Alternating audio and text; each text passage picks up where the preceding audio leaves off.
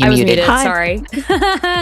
Hello, everyone. Off to a great magical start. Welcome to Chewed Gum. Today is March 24th, and my name is Alyssa.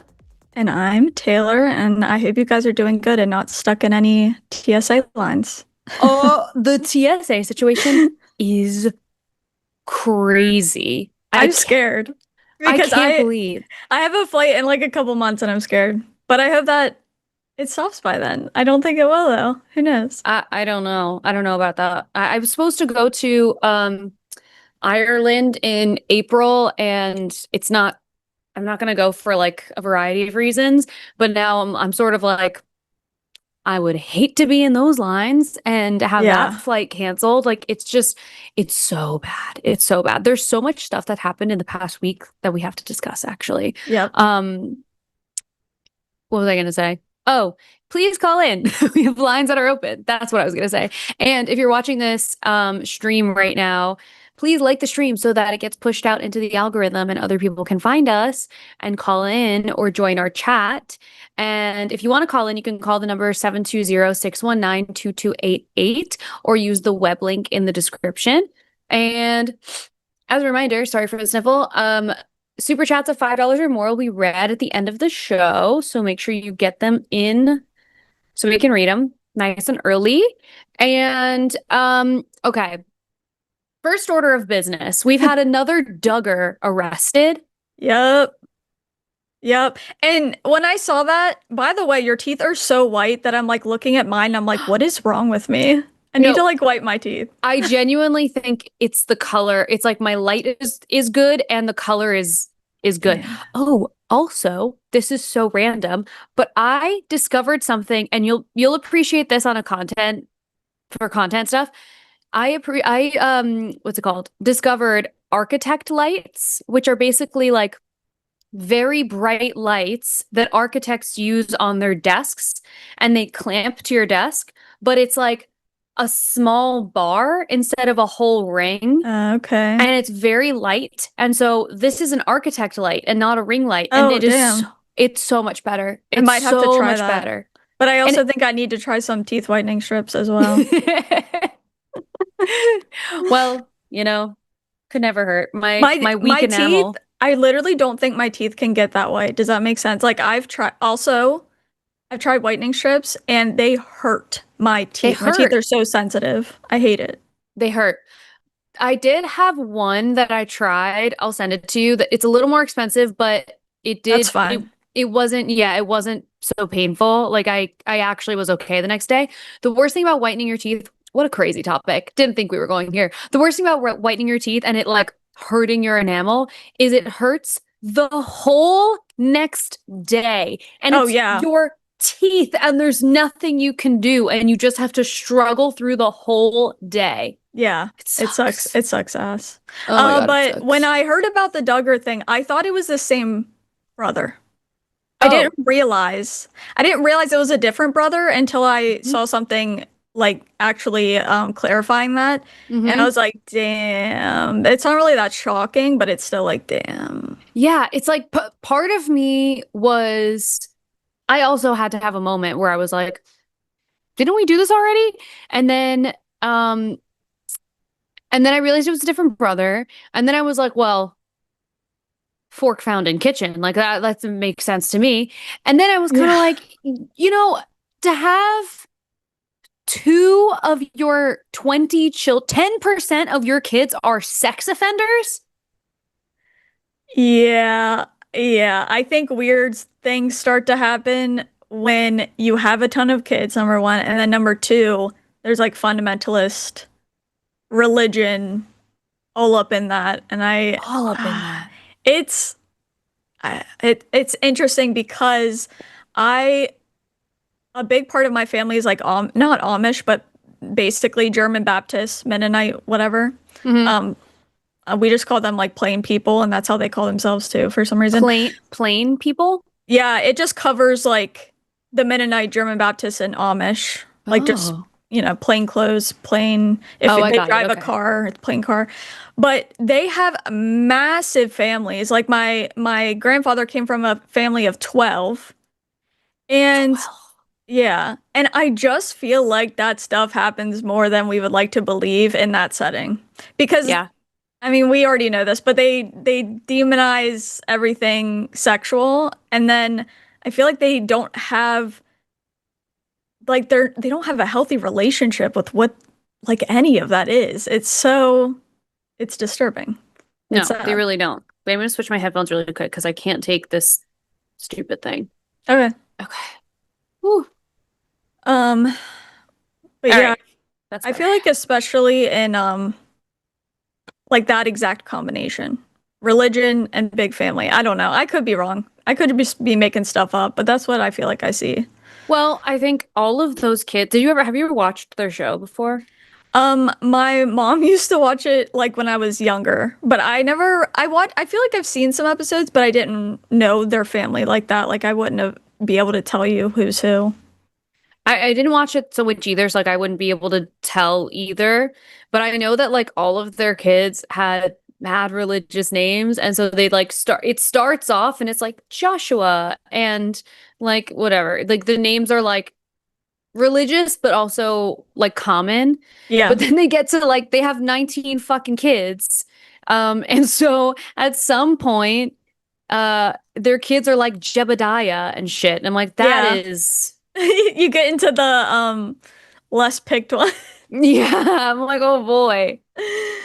That's Yeah. so funny. Um, so Do we know if it was someone in the family or was it I don't somebody think else? so. So Okay. apparently what he did was that girl, he like asked her to sit on his lap.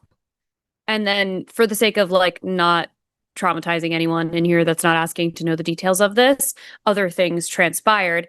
But his wife, Kendra, is also being charged with child endangerment. Yeah, I saw that and it made me wonder what the hell was going on with that. Do we know? Like, did you hear why? Or I don't not know really? why I don't know what Kendra's role in the whole thing was Yeah. it or what her whole role was in all of it, um but yeah, I mean I read what he's being accused of Yeah. and it's Um, just like this girl's 13. that is foul. Can you Yeah. get Can you get like arrested or charged if she just knew about it and didn't say anything? Yeah, maybe that's what it is. I'm not sure. I'm Like pretty that's what I sure, was yeah. wondering. Yeah. Okay. That's what I was wondering if it was that or what it was. But damn, that's So bad. crazy. So crazy. And I watched enough of the Duggars and I saw that the documentary Happy Shiny People, Yeah. Shiny Happy People, something like that. And all of these kids took care of their other siblings because there were so many of them and there was Yeah. always one that was like basically an infant and needed their mom. And Yep. so they just kind of like went down the line and parented each other. And oh God, the wife was arrested after Jacob was arrested. They found CSA material in the home. Oh, what is Jesus wrong with Christ. these people? What is wrong Jesus with them? Christ. What happened in the Duggar home to like foster this? It's just so fucked. And I feel like they'll do no self-reflection and instead be like, this is the work of Satan and the devil. Yeah, I just feel because then this is what I mean by like nothing ever gets addressed, therefore nothing improves. So right. you're going to have this time and time again if you're not evaluating what the fuck's going on. And like Yeah. I don't know, it's yeah, it's absolutely insane to me, but I can't remember if it was the Duggars or somebody else who like literally you might have said this, I'm not sure, where you like literally did you say they assign like the older one with the younger one? Yeah. Like literally they assign them? Yeah, that Yeah. is crazy. And I also feel I don't know. I don't know if this is a bad take. I don't care. But I feel like when you have that many kids, you can't be a good parent to You every all of can't. them. There's no way. Because there's not enough of you to like have a healthy relationship with each and every one of them. That doesn't Yeah. sound realistic. Yeah. I agree. I agree. Yeah. So part of me is like, what the hell went on in that house? And then the other part of me is like, I feel like we probably can gather. Right. Ugh. Um, but yeah, so that was one piece of news. And then I don't remember if we talked about this last week about the Bachelorette who No, we did not. Wait, maybe we did? I don't think we did. I don't think we did either. Um, oh, no, we did because I said that my friend was planning every weekend a bachelorette party and you thought Mm-hmm. I meant her bachelorette. Yeah, Yeah, yeah, me and yeah. that friend were messaging and I was actually the one who told her like there's like a video out and I sent it to her, but I don't know, Yeah. maybe we should explain what we're even talking about if people don't know. Yeah, so if you don't know and you didn't catch us last week, which okay. How dare you? How dare you? And Taylor Frankie Paul, who is one of the Mormon wives, was supposed to be the Bachelorette. And, ABC did some shady shit here because the video that was being circulated is from 2023 and she's already been tried for that. Like she went through the whole like process Right. for that. So um that charge has already existed. When they filmed, when they asked her to Right. be the They knew. Bachelorette, they knew, and they're just now removing it because the video has been made public and now it looks bad. And it's like, okay, well, what do Right. you mean? And so they canceled the whole season, which is so crazy. I did see someone on TikTok be like, well, if we're canceling the Bachelorette for Taylor Frankie Paul, when is football going to get NFL. canceled? Yeah. Yeah. I know. Yeah, I was talking about it with someone and I was like, I definitely think they just pulled it because of the video and it's getting a lot of attention. And yeah, I said that like they had to have already known Hmm. because also a bachelor guy came out and said they do extensive background checks on each and every one of them. So I'm Yeah. like, how would they not do that for the bachelorette? Yeah. And on top of that, I swear it's been like mentioned a couple times throughout the seasons, but not like, I guess, blatantly. I think it was like kind of like a passing comment or something. But I'm Yeah. like, they definitely knew and they They definitely definitely didn't knew. care. Yeah. And they only cared once there was a video because they knew people would shit on them. So, Yeah. When I did the circle and they did a background check on me for that, it was so funny because they mailed me a packet of all of the things that I had on the internet that were even remotely controversial. And it was like, it Really? was literally, I still have it That's so somewhere funny. because it was so funny. And in that whole packet, there was one time a friend wrote on my Facebook wall and was like, "Happy birthday, slut," like something stupid like that. That was in the packet. And then everything else was me talking about Donald Trump. Every single thing. I feel And I like was like, they're gonna be hard. Well, I know this was like a while ago for you, but they're gonna be hard pressed to find people not that don't talk about yeah, politics at all. Like, yeah, I know. This was like 2020, I think. But yeah, and so crazy. from what I've seen, it seems like on reality TV, they do talk about politics a lot, like the people interacting with each other, but they're always cutting it out. I'm just like, Yeah, yeah. but for her situation, I don't even know how I feel. I feel so many things. I feel like it's like a very like nuanced thing, and Hmm. people just make it like a black and white thing. I just don't think it is. But Yeah. what do you think? What is your opinion on it? I think that she is probably more of a victim than people are allowing her to be in this moment because people don't act like that unless there's like a whole other system at play. Mm-hmm. And so I think that there's like abuse going around. Like I think that her Right. ex was also, I don't know if it's necessarily like in a physically violent like situation, but I Right. think that he also was abusive towards her and she's catching the charge because it was on video and it was throwing a fucking chair. But Yeah. I think that it is BS for ABC to cancel the season because the charge was already there. That was Right. already there. Just now knowing that people can see the video of it, they're like, well, that's not a bachelorette. That can't be good. And so now they've just, like And what the it's hell? as if they didn't see her on Secret Lives of Mormon Wives. It's like Right. you knew what you were getting into. And Yeah. I think the biggest issue is obviously the child that was involved is the biggest issue. Yeah. But also, did you hear the like 911 call? No. Her 911 call?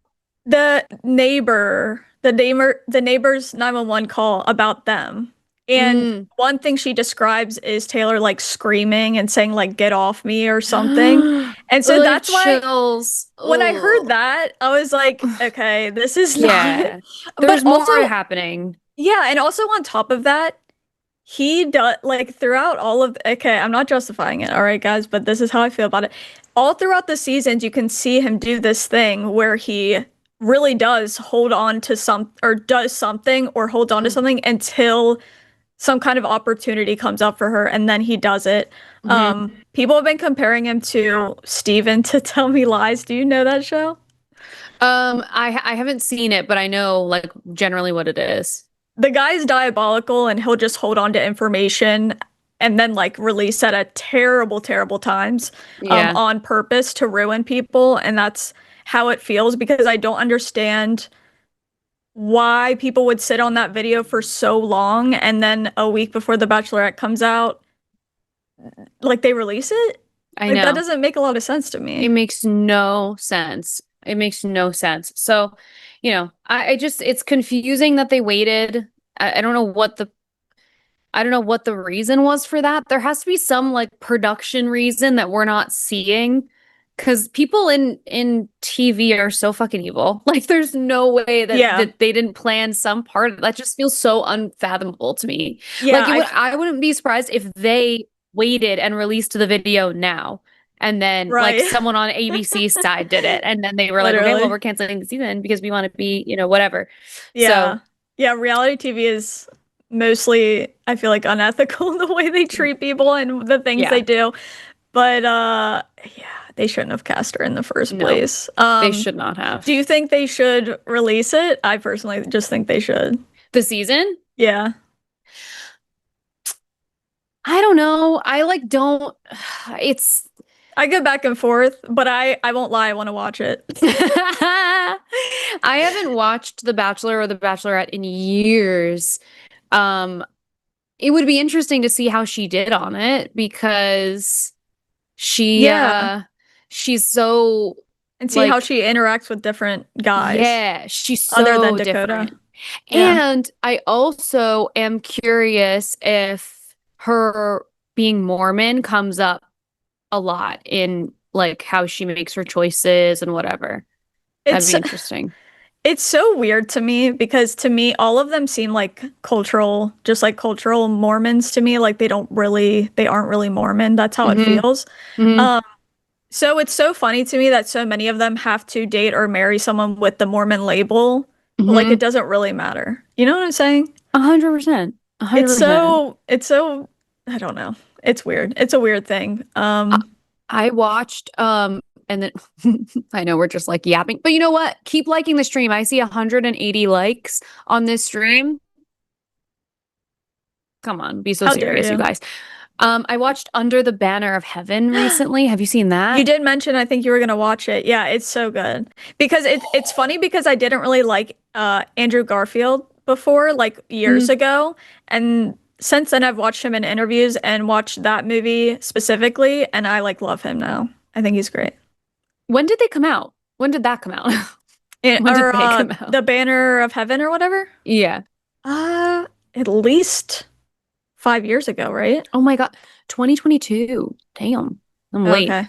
I'm late. That was really good. And so there was like a lot of stuff about being Mormon. And actually, I won't even talk that much about it because if you want to hear me talk about that show, um, go to patreon.com/call the line because Jimmy and I talk about it at the end of the podcast episode that went up today. So you can listen I to it also there.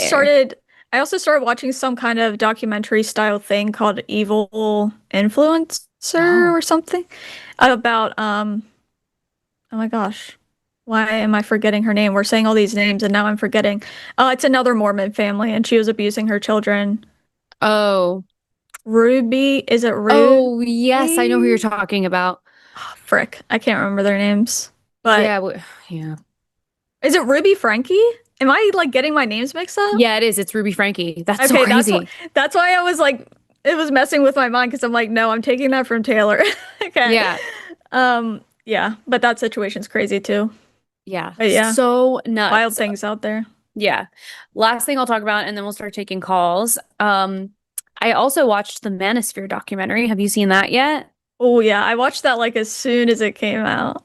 I just watched it. I have Oh so many my thoughts God. on it. Yeah. Well, so the first thing is to be honest, I didn't really learn anything new, but I think if you're like around our age and you're online, you already know so much more about it. At least Hmm. I kind of assume that. But I will say I really liked the journalist. I didn't know who he was before this. I know he's like a famous journalist, but I didn't know who he was before this. And Yeah. so I'm gonna watch his other documentaries because people recommended them. But it was really funny to see them interact, like the Manosphere guys interact with their moms, their girlfriends. It was Hmm. very telling. It was very telling.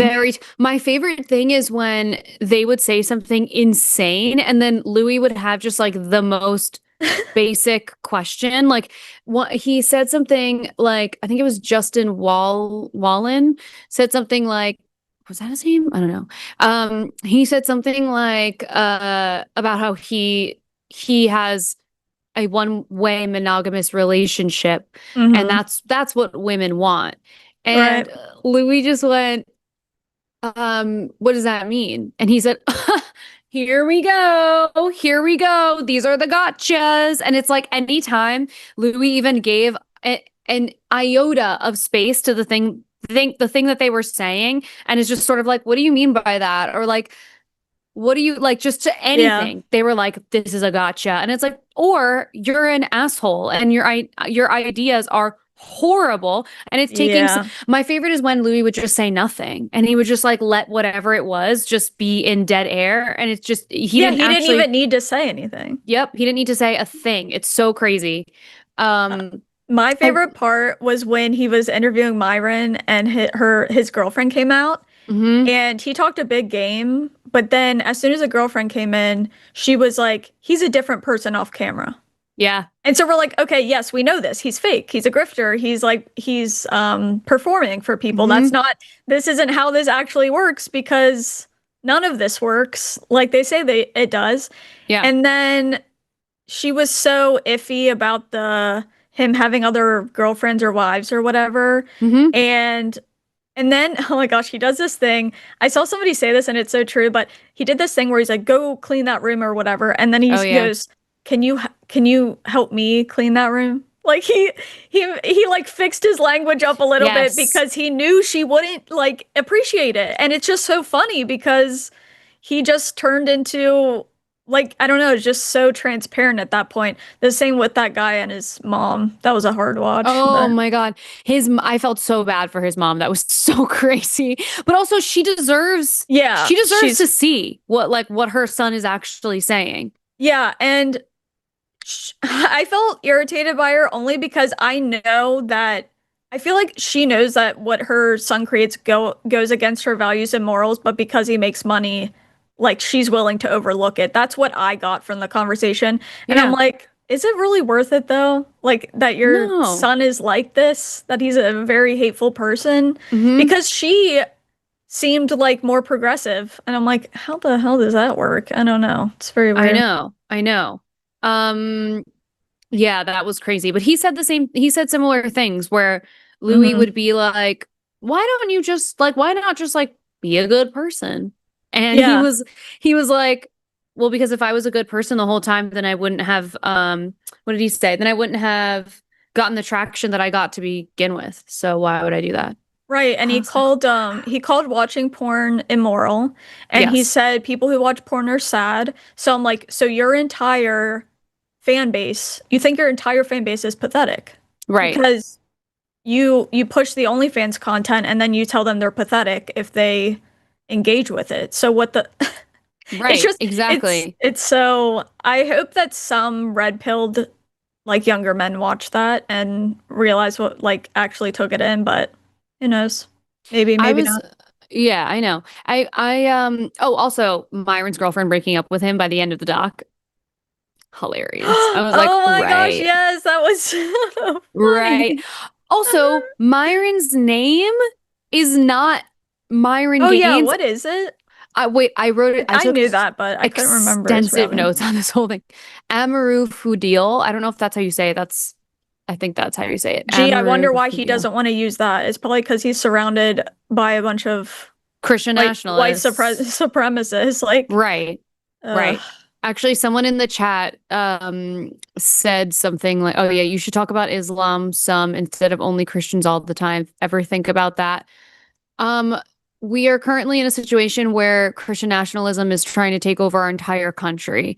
So I don't really think that it makes sense to talk about Islam. And also, we don't have personal experience with the Islamic faith. Yeah, So that Also, let's try wouldn't to make talk about sense. like Islam without being racist. Chatter, I don't think you have any non-racist reasons for wanting us to talk about Islam. Exactly. yeah, T. that I've talked about this on my YouTube before that I like I obviously have my criticisms of Islam, but I grew up in this environment where it was just racism.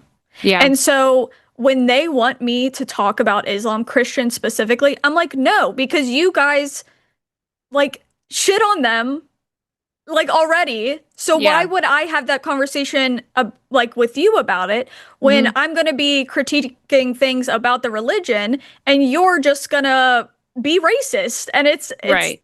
it's so annoying and I don't really know how to word that to people sometimes, but yeah, not doing it, not having a conversation with especially with Christians involved about Islam. Like no. Yeah.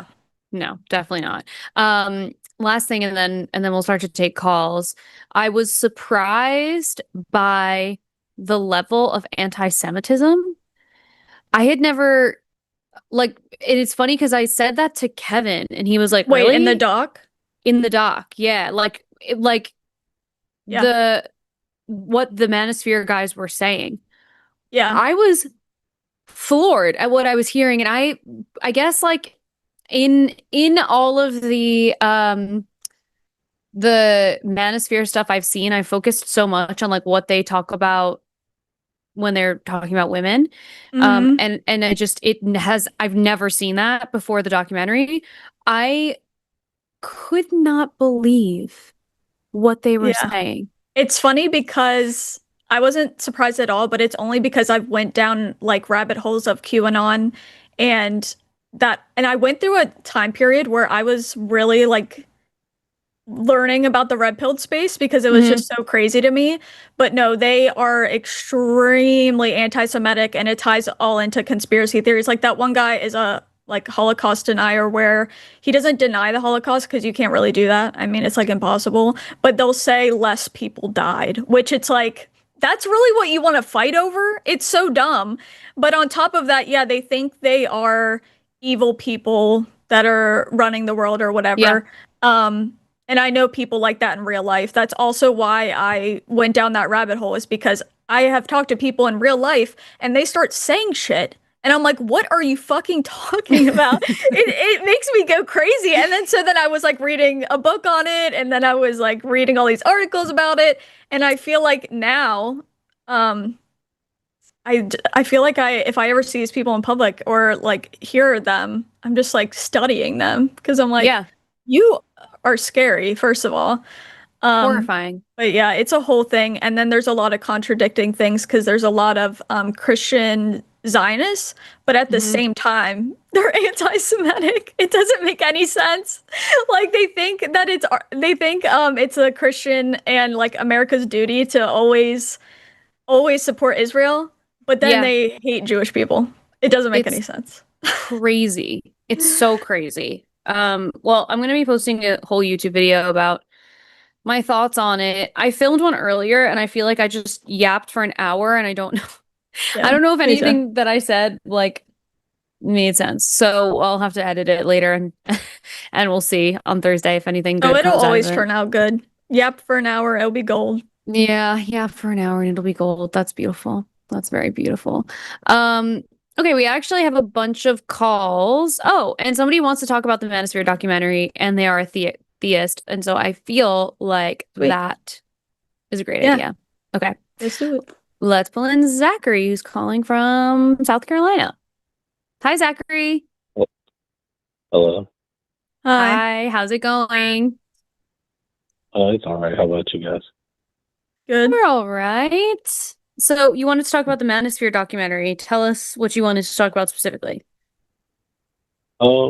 Really, I just wanted to like agree with what you were saying. Basically, it was I know I've watched a lot of like stuff with like Myron and like Sneeko and Justin Waller. I find it the thing about I never heard of Justin Waller before of the documentary, and then I did my research on him, and apparently he's just like Andrew Tate's like lapdog. So it's kind of crazy that Yeah. like he got such a big feature in this, and I think that they're like bigger voices. Like the dude from like I don't even want to say his name because that dude he pisses me off.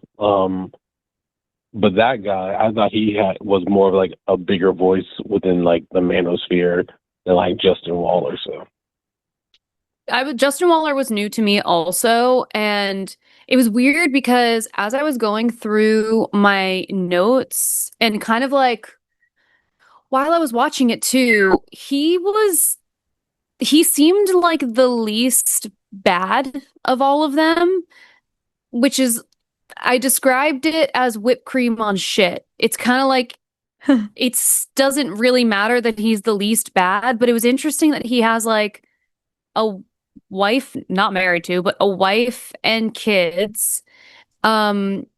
And what I thought was interesting is the things that people said to the fans when they went up to any of the Manosphere guys and they wanted to like talk about how much they loved them and appreciated them, that they're, their hero and whatever.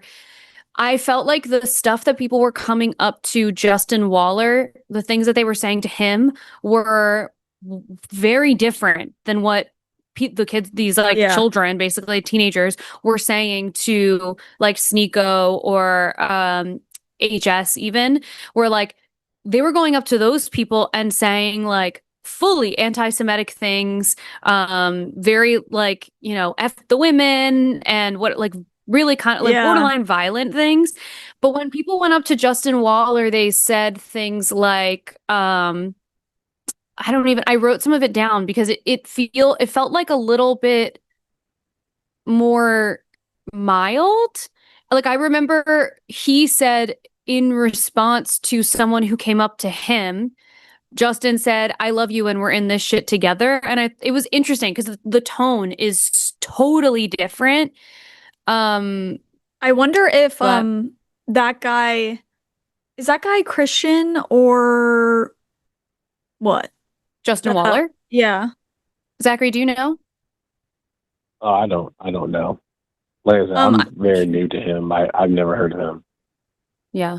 He reminded me more of just like more Christian nationalist, like, but with some red pill mixed in. Like not exactly like the other ones, but yeah. Yeah. But I watch a lot of videos like reaction YouTubers on Myron, and yeah, he's a whole clown. And the thing about him is, the thing about him is it kind of shows like how the manosphere isn't just like, it's misogynistic, but like how it does tend to lean in those like white supremacist spaces, because he like has black women on his podcast. I'm a black man. I called him last like a while ago though, but he has like black women on his podcast, and he like talks crap about them. If you know anything about his beef with like Auburn and Preach, he did like a whole like skit where he like did like a gorilla thing. He had a whole like KKK outfit, and like with Sneeko, right? He got the other guy. He got demonetized for that. Sneeko, he's weird too, because he had Nick Fuentes on his stream, and Nick Fuentes talked about being anti interracial marriage, which is crazy because Sneeko is an interracial person. So I thought that was very interesting. Right. And even when you look at like the looks, even like looks maxing, because like I watched something where Clad basically like insinuated heavily like, if you're a black person, you're just automatically unattractive. And he was approached by some black girls, and like he was like kind of not disrespecting them, not paying them no attention, and like he even said on stream he doesn't like black girls. So, and then you have like Tate. He says the hard ER N word, which is crazy because he's half black, and I'm like, no black person, we don't say the hard ER, like we don't say that. So it's like, it is very interesting. Also, Clav says the N word too, and he says it wrong, which is funny as hell. He says it wrong. So yeah. Yeah, it's amazing to me that people like Myron can keep hanging out with people who hate anybody who isn't white. I don't understand it at all. I really don't, because of we talked a while ago about how they all like went out together and had drinks and partied together. Yeah, they did. They all partied together. I also Myron Gaines in particular gives me the most, like, I don't know how else to phrase this, but he gives me the most loser energy out of all of them. And the reason is he is the most like, the stuff he says is the worst. He's like, I wrote some of it down. He said, the value that women have is our vagina and our titties. He said, he doesn't think women should vote or be in law enforcement or be in the military. My favorite is this quote. This is a quote of Myron Gaines, to be clear. "I'm the dictator and you're the subordinate. I dictate when I put D in you, and then you dictate when the sandwiches come by my dictation. Women love this. It doesn't matter what you think." And it's just like and he backed down from that. Yeah. When asked about it. Yeah. So that's the thing. So he says this crazy, like, the stuff that's closest to Andrew Tate, I think. Yeah. He says that stuff. And then the second that Louis like showed him that video, he immediately backtracked, and he was like, well, you know, but if she's on her period, or she's just like, nah, I don't want to, of course that's fine. And I'm like, but that's not what you're telling people. Yeah. And then what's the point of what you said? Like, what did it mean then? Yeah, what did it mean? And then I think it's also the lack of responsibility, knowing that there are kids that are like 14 watching this, and they're not gonna pick up on nuance or make like, Yeah. understand the difference between, oh, he's exaggerating, which I don't think he was. I don't think he was trying to exaggerate with the assumption that people would get that. But even if that were the case and that was his intention, you're talking to a huge group of people who will probably not understand that, and it's wildly irresponsible. He's saying stuff like, you understand that if you're a fat woman, you're effectively useless in life. What? Mm. It's so crazy. It's just so crazy. And Sneeko was removed from all major platforms for hate speech and misinformation aside from X. And recently, he has been unbanned from YouTube. So he is back on YouTube. Wow, because YouTube really needed him back. Can you fucking imagine? Yeah. So crazy. Yeah, and the whole thing with the trip is that they all threw him under the bus, and he still hangs out with Myron and apparently talks to him, which is crazy. That's crazy too. It's like and he talks about how they're all fake, but yeah, he still hangs out with Myron, so I think that's funny. But yeah. One comment I wanted to make about earlier. Did you know Myron got kicked out of a Turning Point USA event because he was wearing a shirt that said something about like ovens and Jewish people? Yeah. Oh yeah, he swear up and down that he didn't get kicked out though. He swore up and down he didn't get kicked out. Whoa. I think he did get kicked out. Wow. He swears up and down he didn't get kicked out. No way. No way they would let him in there with that shirt. No way. I don't believe it, because I think that's part of their whole one of their whole things now, coming from Erica Kirk, I'm pretty sure, right? It's like supporting Israel. Yeah, I guess so. Yeah. Yeah. But they support Israel and then are anti-Semitic. So it's like it's nothing makes sense. Nothing makes sense. Nothing is aligned. I mean, I wouldn't be surprised if he got removed because of that, but I have no idea. And I just like don't believe anything that Myron says because he's an unreliable narrator. He doesn't even believe the things that he says. I also find it funny that he wasn't allowed to talk to the woman who like helps run their show because she started talking about the alcohol they push on the women. So that way the women, would get more reactive or emotional or whatever. Right. He didn't want her talking about that. Right. There's someone in the chat, Toast Night. Women love that shit when it's their choice and they can say no at any time. Why don't you call in? I'd love to talk to you. Anyway, Zachary, do you have anything else that you wanted to add? Not really. This is what I wanted to talk about this. I want to talk about some other things too, but I feel like that's later conversations. So yeah. Okay. All right. We'll call back anytime. Have a good rest of your night. Thank you. Bye, Zach. Okay, fun. Yeah. Oh boy, that documentary is Doozy.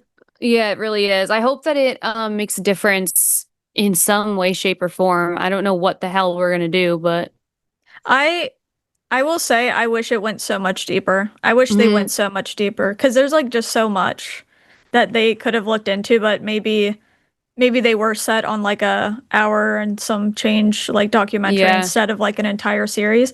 But I kind of hope one day someone does an extensive docu-series where they're like going in it, like especially with the conspiracy theories and what they think about Jewish people and like the white supremacists, like all of it.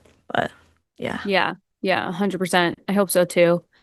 Well, if you are watching the stream and you have not liked the video yet, please like it so that it continues to get pushed out into the algorithm. And if you would like to call in, we do have a couple of lines open. We might have closed lines to atheists, but it's worth a shot. 720-619-2288 or the web link in the description. And if you are someone who loves the line and you want to support the channel as a whole, go to patreon.com/calltheline and you can join for bonus content, or you can just do a very small monthly amount if you want to just give us like a little bit of extra love and support. We really appreciate it. And yeah, that's that. So I was going to ask you what call we should take next, but I will just tell you all that we do have Andrew waiting in the wings, and if we want to take him, Jimmy has required a large super chat to be able to take him. It would be interesting to talk to him after watching the Manosphere doc, because I was thinking about him a lot. I was like, this is exactly what he says is exactly what I heard in this documentary. Yep. So, but I do think it's funny that Jimmy is putting it in our hands, because I think people are going to start retracting their super chats. I want a refund on mine, actually. Yeah, exactly. So in the meantime, we can take one of our other calls. Do you have a preference of which you would like to take? No, maybe just Petra who. Who called first? Okay. Yeah.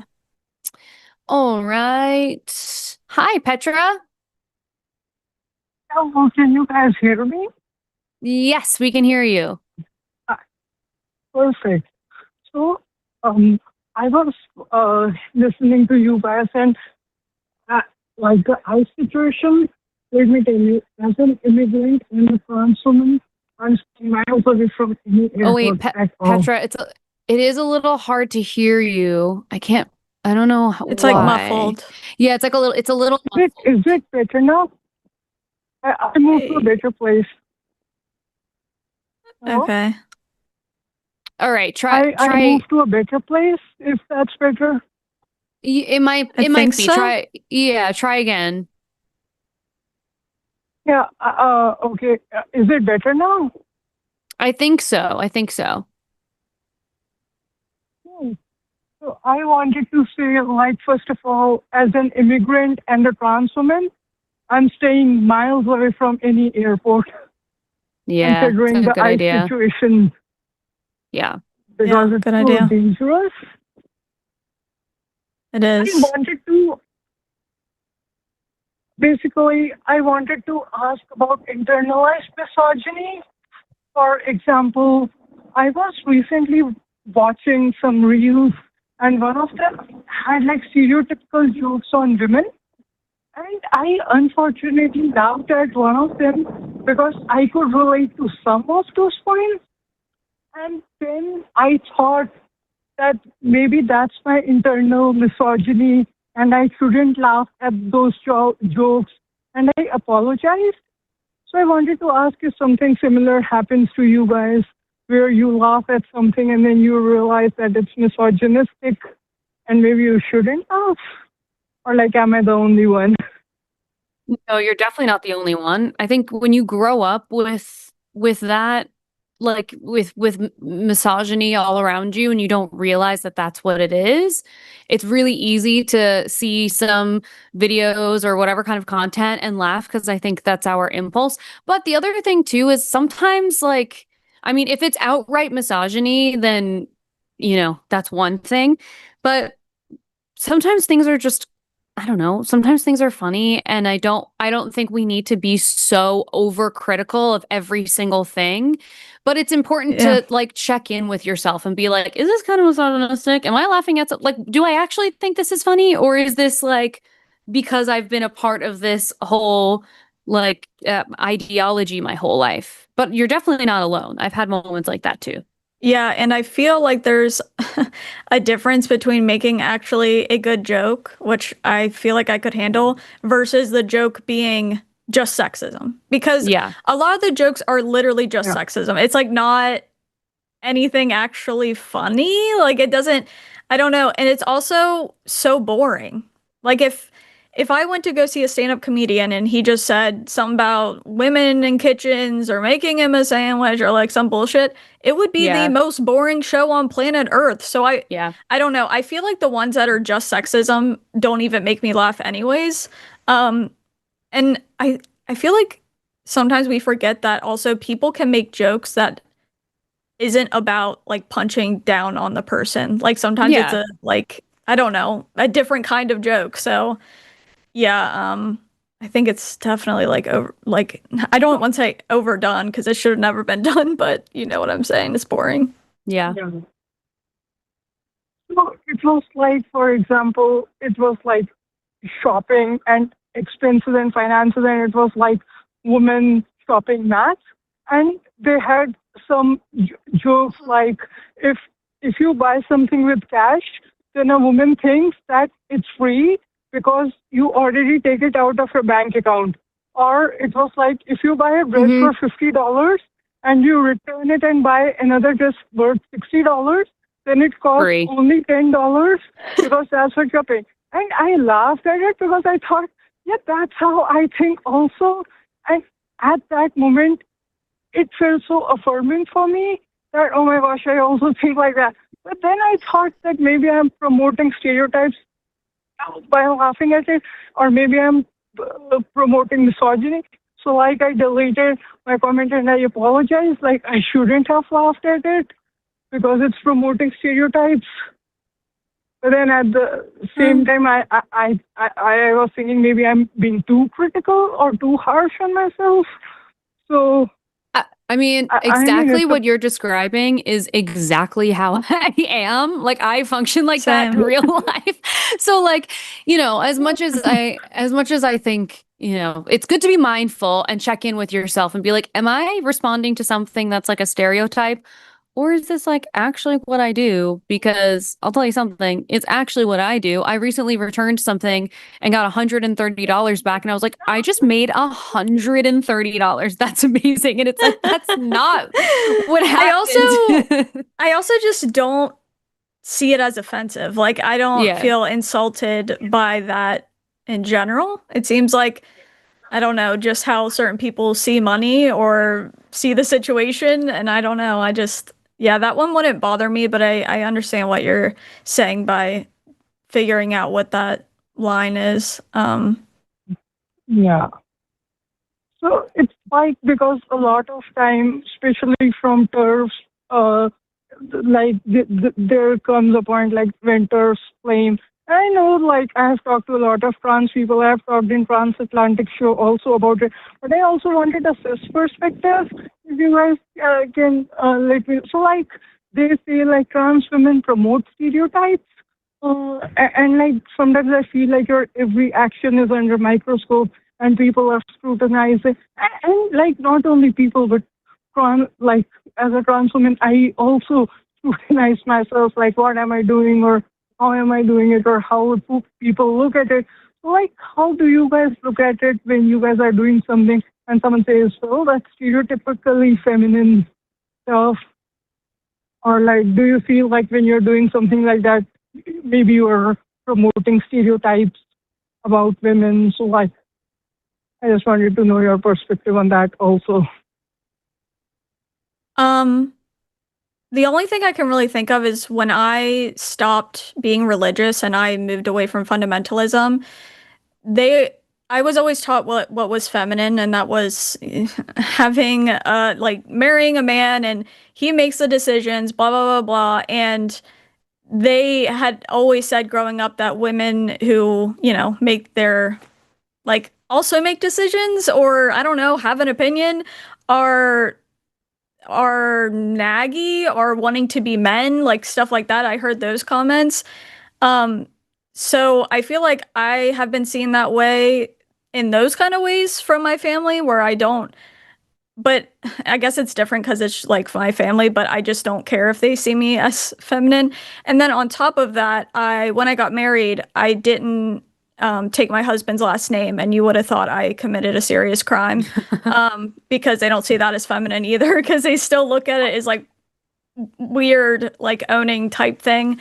And one last thing is I'm getting my tubes removed, and people also have a problem with that because they claim that, all women, that's the only thing that's going to fulfill a woman is having a child, blah, blah, blah. So in those ways, I've definitely experienced it. But a lot of the people who would hate me doing those things are people I don't like. So I don't care if they like it or not. How about you, Alyssa? What was the original question? Because I got distracted by all of the things that you just said. So the question was like, basically, whenever I'm doing something, I feel like as a trans woman, I'm under the lens all the time, or even under my own lens, thinking about, okay, if I'm doing something, am I promoting extra feminine stereotypes or like stereotypes about women? So like, do you also feel that pressure whenever you're doing something and you feel, okay, maybe this action would promote a stereotype against women or something? Yeah, that's tough because I try not to think about it so much because and this is like really me speaking from a point of privilege because I don't think about my womanhood so much. Like it doesn't cross my mind even to think about where I might be playing into like a stereotype because from my perspective, and I mean I still think that this is good advice for you too, like just do the things that you want. Like the whole point of feminism and the reason why feminism is for everybody, true intersectional feminism is for everybody, is because the whole point is to do the things that you want to do, including if you want to be a stay-at-home mom and you want to, be a complete trad wife. Like if that's what you want to do, then that's amazing. Do that. But if that's not what you want to do, then we will fight for your freedom to do whatever it is that you want to do. So I don't know. I guess I like don't really think about it too much. I guess the only lens that I really think about it in is, gosh, I don't know. Yeah, I don't know. I just don't really, I don't want to be bothered with it because I'm just it takes so long to figure out as an adult the things that you actually want to do and the things that make you happy and like the choices that you actually want to make. And so finally getting to a point where like I'm comfortable just like doing whatever, then I don't want to have to like think about what it's representing so much. Because if it feels true and authentic to me, then like, I don't know, whatever. Yeah. Yeah, no, that makes sense. This is something like sometimes that's why I love knowing a woman's perspective. Like this or trans doesn't matter. And like sometimes it also feels affirming and I'm not alone and like I'm not the only one who thinks like that. Because it happens quite a lot. Like when I'm talking to some of my cis friends and I'm complaining about something like this happened, and they don't say it in a condescending way or like to invalidate my experience. Like they're my friends. It doesn't happen like that. But they say like, well, we also go through this or it's very common or something.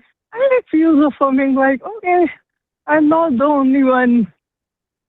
I'm going through some of the same common experiences. Yeah. Like, so pretty much that. I think that's the only thing I wanted to talk about for today. Okay. About that internalized misogyny. And I'm trying my best to keep my internalized misogyny.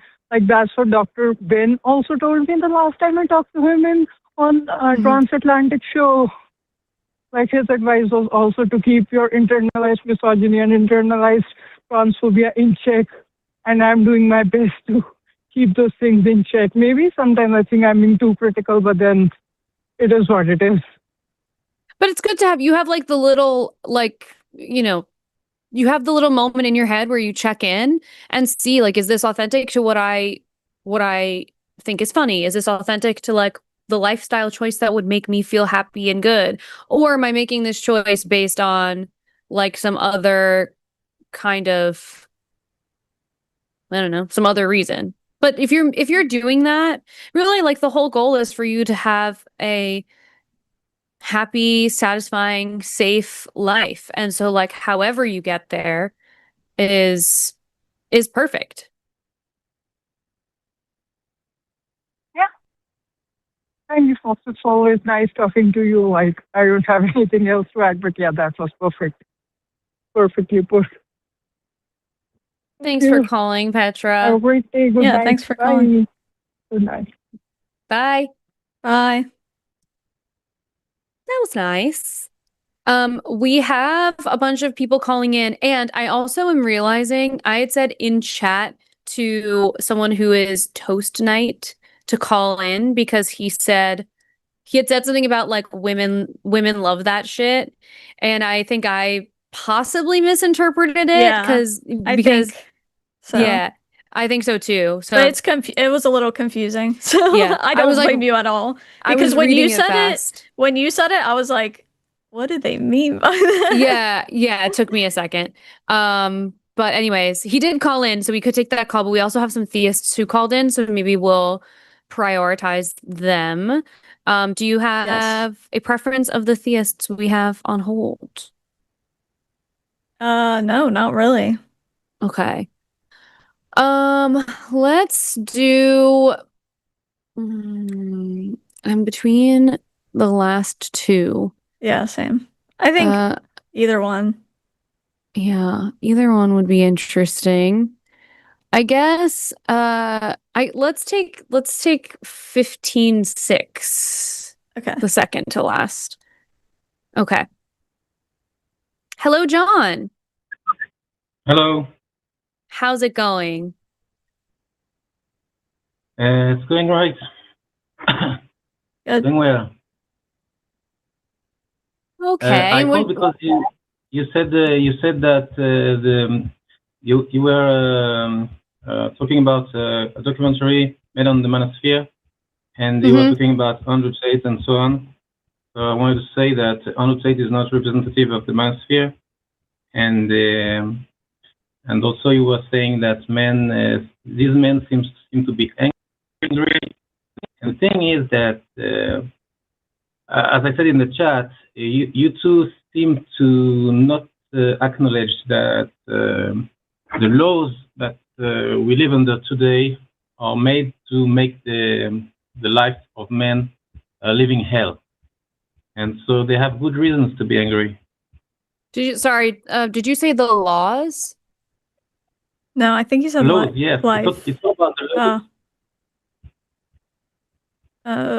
The problem between what people call on the internet gender war, it's all about the laws.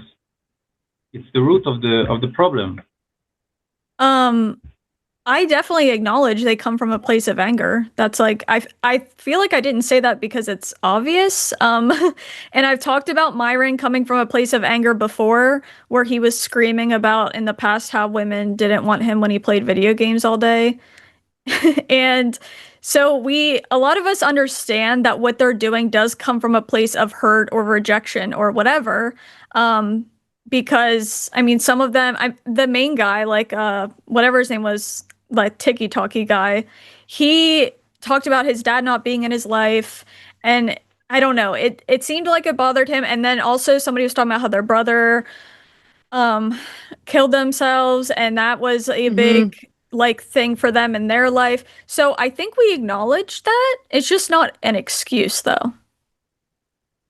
I think you just didn't listen to me. I didn't tell you that they come from a place of anger. That's not the point. The point that I said is that first of all, I'm not talking about these men especially. I'm talking about all the men in the United States, in all the Western world. All the men are angry. It's not only the guys that you saw in this documentary. All the guys are angry, and they have good reasons to be angry. That's my point. There are good reasons. What you have to acknowledge is that you just said that are against men. John, hold on. You said at the beginning that we didn't acknowledge that men come from a place of anger or something like that, and we do. No, that is what I'm trying to say to you. That's that is what you said. I said you. I said you said that they seem angry, and I tell you that men nowadays have good reasons to be angry, not just those men that you saw in this documentary. All of the men in the Western world are angry. Okay, so should we accept that? I don't totally disagree with you, but I would like to know what about the experience of being a man in the westernized world makes you angry. Like, I want to know which part of this you're talking about. So you see, in the 50s, we didn't have reasons to be angry because the laws were fair. But nowadays, Fair? What they were fair for you, maybe, but what Because laws they are you gave you more talking power? about? do you think it's funny? Yeah. What laws are you talking about, John, specifically? Because I'm also interested in. I understand like the like social stuff, but Yeah, but and like, but I'm curious about the laws. It's influenced by how the laws work, and there are two things. The first thing is the laws about marriage and divorce, and the second thing is the law about false accusations. And nowadays, a man has nothing to gain by marriage and all to lose in divorce. And the second thing is women are allowed to make false accusations, and our justice system doesn't require any proof for a man to be condemned. And it's not the same thing for women. Not true. John, that's not true. That's simply not true. You can't make a false. You can't make first of all, the percentage of times an accusation is made, I'm assuming you're talking about sexual assault, and it has found to be false is like under 10%. So the vast majority of the time, when someone is accusing another person of sexual assault, I'm in the middle of talking, so you need to wait until I'm done with my sentence. When someone is accusing another person of sexual assault, the vast majority of the time, it is not a false accusation. And for you to, when you're looking at the grand scheme of life, how there's a wage gap, how women are being put in jail for wanting to have abortions, how women are dying because they can't get abortions, how women are not included in medical research, and you're looking at all of this and you are thinking of this tiny, tiny, tiny percentage of occasions where there is a false accusation, and you're saying that makes life difficult for all men everywhere, that feels a little silly, no? No, it doesn't. Because all these things have a lot of implications. And the problem is now men don't have the possibility to have a family and keep it. And that's because of these laws. But here's the thing. Here's the thing, John. And here's where I will give you some leeway on this piece of it. I have a lot of male clients that come to me specifically because they are worried about how to approach women without making them uncomfortable. Like, they're like, I don't want to make this woman feel uncomfortable. I don't know what to say anymore to men or to women. So I will give you that. However, I lost my train of thought. Damn, it was a good one. I lost it. John, somebody said a quote in the chat that I think you might resonate with, but it says that equality feels like oppression when you're used to privilege, because when you're describing these laws that are hurting men, quote unquote, you're just describing women getting rights. And the fact that you see that as an attack is insane. I remembered what I want to give you a chance to respond, John, but I just remembered what I was going to say, and if I don't say it, I'm going to forget again. The things that you're describing are also like two-sided. If someone's getting divorced, then there had to be a disagreement or bad behavior one way or the other. It's also, and if there's an accusation, no man that I know who is respectful of the women around them have a false accusation of sexual assault. So to me, it sort of feels like you're talking about these very specific situations where, yeah, it requires a full investigation because I am suspicious of these people. Absolutely, I'm suspicious of these people. And there was a whole fake statistic going around that men in divorces don't get to see their children. That is that they are never granted the ability to see their children, and that's not true. The majority of the time, when there are divorces with children in the United States, the majority of men, and I'll get the exact numbers for you, the majority of the men don't ask for shared custody. And when they do ask for shared custody, they don't show up to the court hearing where they would decide what the percentage of custody rights is. That's the truth. Okay, so excuse me, but it seems that you're just insulting men to their face. First of all, the number from the FBI is 70% of false accusations. And the second thing, there is not 70% of false. There's not of the accusations. There's not 70%. I'm sorry. Hold on. Did you just say there are that 70% of the accusations are false? Is that what you just said? No, I think the FBI is undervaluing the number of false accusations.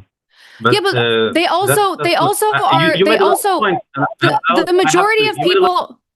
No, hold on. The majority of, I'm not letting you talk over me when we're talking about sexual assault stuff and you're just making shit up. And I will not accept the fact that you're saying that the FBI is underreporting what the false accusations are. Are you fucking serious? Most women don't report the sexual assault that they experience. Most women don't report it ever.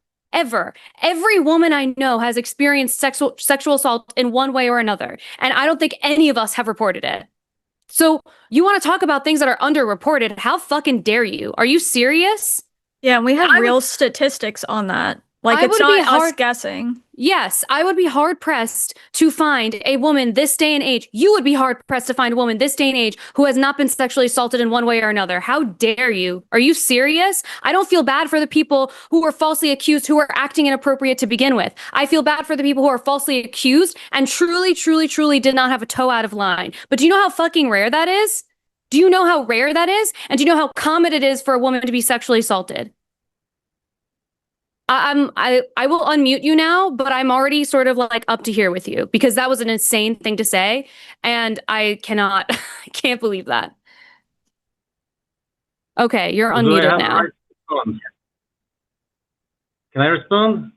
Yep. Sure. So I don't care if it's rare or not rare because we can't let somebody that is innocent go to prison for nothing. So the problem is, but that's not happening. But that's not happening. The likelihood of that happening is extremely low.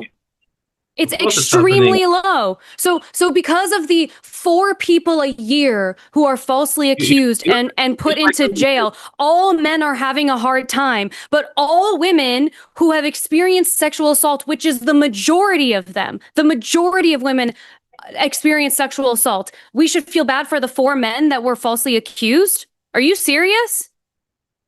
At first, I thought that you were genuine, but now I see that you don't let others speak or answer, and you also you don't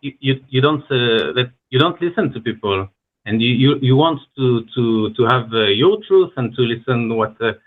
Okay, John, go ahead. You can, and you can't listen to somebody. Well, because it's my show, and what you're saying is John. What you're saying is dangerous, John. That's why I keep interrupting you. If you were having a line of thought where you said literally any one thing that was accurate, then I would let you keep going. But I don't think you're arguing in good faith either, because what you're saying is bullshit and not true. So that's why I keep interrupting you. And John, let's move on from this like rare occurrence. Can you tell us why most men are angry? Besides that you think is so prevalent? But I'm just doing that, but you don't listen. The problem is you don't care about men. Go ahead, do it right now. Do it right now. You don't care at all. That's the problem. I'm telling you, and you don't listen. And then you ask me, So what is the Stop reason? complaining. And I Stop just told you complaining. already, Stop you don't complaining. you talk. Make your next point. Make sure this is not your show. Stop complaining. Make your next point. Otherwise, I'm dropping you. Do you want to make your next point or do you want to keep complaining about us? Okay. Did he hang up? Hello? He might have hung up. I don't know. That was making me so fucking mad. It's also Yeah, he hung up. That's crazy. I'm sorry.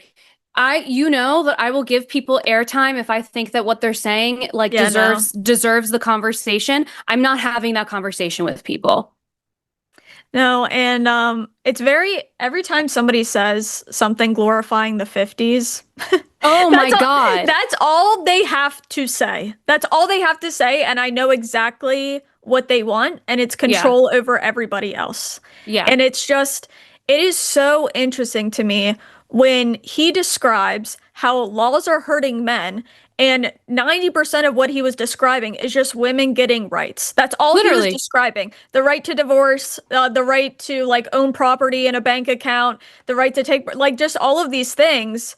And it's like, no, I don't feel bad that you're upset that people have rights. Like that's why when I was laughing and he's like, "You think this is funny?" Yeah, I do. I think that's funny because it's ridiculous. And it's also when we're having this conversation, and I'm telling you, the majority of people that I know, if not every single woman I know, has had some incidents of sexual assault in one way or another. And your response to that is not in any way empathetic or in any way acknowledging the fact that that is the case. That I think it's 1/3 of women in the United States have experienced sexual assault. That means if you're in a room with 3 people, one of them has. If you're in a room with 9 people, 3 of the people in the room have been sexually assaulted. Yeah. That's crazy. And you want to just brush over that. And they're like, but that's not the point because the few people who are falsely accused, Yeah, I know. It's absolutely insane. And even for the people who are actually put in any sort of justice system and tried in any way, shape, or form, getting them to actually go to jail is a fucking miracle. Proving rape in a legal setting, sorry, I shouldn't have said that actual word on YouTube. Proving that in an actual legal setting is damn near impossible. So I'm not, just fuck off, really? I also wanted to read a comment. I'm not sure if they're being serious. I'm never sure. But it says, "Alyssa and Taylor, how do your partners handle you since you refuse to listen?" No, Well- Maureen is the best. I love Maureen. Yeah. Okay, good. Well, I'm glad that's not dead ass. I thought that was dead ass. That's a really, oh my God, this is so fun. I bought this chair from Facebook Marketplace and there's a pistachio shell in like the corner of, in like the lining of it. I just pulled out. That's really funny. Artifact. Yeah. And I will tell you that I don't know. I think I actually do listen, but it's because Kevin is never trying to say something horrible to my face. Right, right, my partner would never be like, "Hey," like just say this weird ass shit. Anyways, Yeah. but like that's also a conservative thing, so I wouldn't marry someone conservative. That was so infuriating. I'm sorry I couldn't keep him on for longer, but like fuck that guy. I hate how used to that thing. I'm so used to hearing that 50s shit. And Yeah. it's actually it's so funny because I always ask them like, what makes you want to go back to that time specifically? Yeah. Be specific about it. Mhm. And it's all about people having less rights than them. That's what they want. And it's telling. Yes. I was just talking about this recently that there was another time too. Oh, no, Kevin and I were talking about how weird it is that Republicans are obsessed with Ronald Reagan and Reaganomics, which was the 80s, but they would never go back to the 80s. They want to go back to the 50s when there was a Democrat in office. Huh? Yeah. So that point. makes no fucking sense. Yeah. And I don't think that was probably the closest that we were to having like socialist programs start to come into play was, you know, when during this period of time that they're also fucking nostalgic for. So It's because they it's an wouldn't like ahistorical it. fantasy. Yeah, it's a Exactly. that's It's the a other thing. fucking It's a fantasy. fantasy. And You because I also know it's a fantasy because I've heard women say that shit. Mhm. And I'm like, you don't know what you're talking about. Like, you genuinely don't. Like, I've heard them say they want it. I'm like, no, the fuck you don't. No, You the don't know fuck you what you're don't. talking about. And like, also, there were no laws. Like, if you beat your wife, if you assaulted your wife sexually, they just said deal with it at home. There's Mhm. no like calling the police. There's no getting justice. Like nothing. You could be stuck in the most abusive relationship possible and there's no way out. Is that really what you want? That's what you want out of everything? Right. It's mind-blowing. It's so crazy and it's such a sack of shit. And I'm like, I can't entertain people who want to have that conversation in any serious way. Yeah, because it's not Um, serious. It's yeah, stupid. it's not. I just read this book called The Mad Wife and it was good. I would listen to the audiobook maybe if you're an audiobook person. And it's about this woman in the 50s who um is a wife and is like you think she is actually kind of hallucinating things, whatever. And she goes on this medication that they were giving to women basically experiencing depression. And I looked it up because I was curious. It's like it's not, oh, it's called Milltown. And I looked it up because I was like, I wonder if this is real. And it is, and it was a mild tranquilizer. They were fully tranquilizing women. Yeah, it's creepy to think about shit like that and like lobotomies and scary ass shit like that. Yeah, Yeah, it's so scary. yeah. Whew. Anyway, gosh. Okay. So we have two atheists. Maybe we pull in the very bottom one. There's someone in the chat who said something I was going to respond to. Oh yeah. The person we were talking to before that we were calling Petra. Her name is Spectra, not Petra. I'm so sorry. That's what it was like in the thing. And I Yeah, think I the kept saying audio, Petra. yeah, the audio wasn't good enough. So if you had corrected us, I didn't catch it, and I'm so sorry. But actually, that makes sense because when I heard your voice, I was like, we've talked to this person before, and I remember seeing Yeah, Spectra and being like, yeah, that's a sick name. yeah. Yeah, So I remember that too, so I don't know how I didn't catch that. yeah, I'm sorry about that. Yeah, the phone audio was crazy on that call. Yeah, it was hard to hear. All right, so I think this might be a Taylor heavy call Let's because go. let's do it. Okay, so we're pulling in Mitch, who's calling from Canada, who wants to talk about how religion is good for people. I met. Hello. Hello, can I be heard? Yes. Yeah. Hi. Would you- So I'm calling more so for the title as well, hurting women and children. However, from what I've seen of studies, it does lead to more religiosity does lead to more stable marriages, which in turn helps kids because two-parent homes have shown to be the best environment for kids.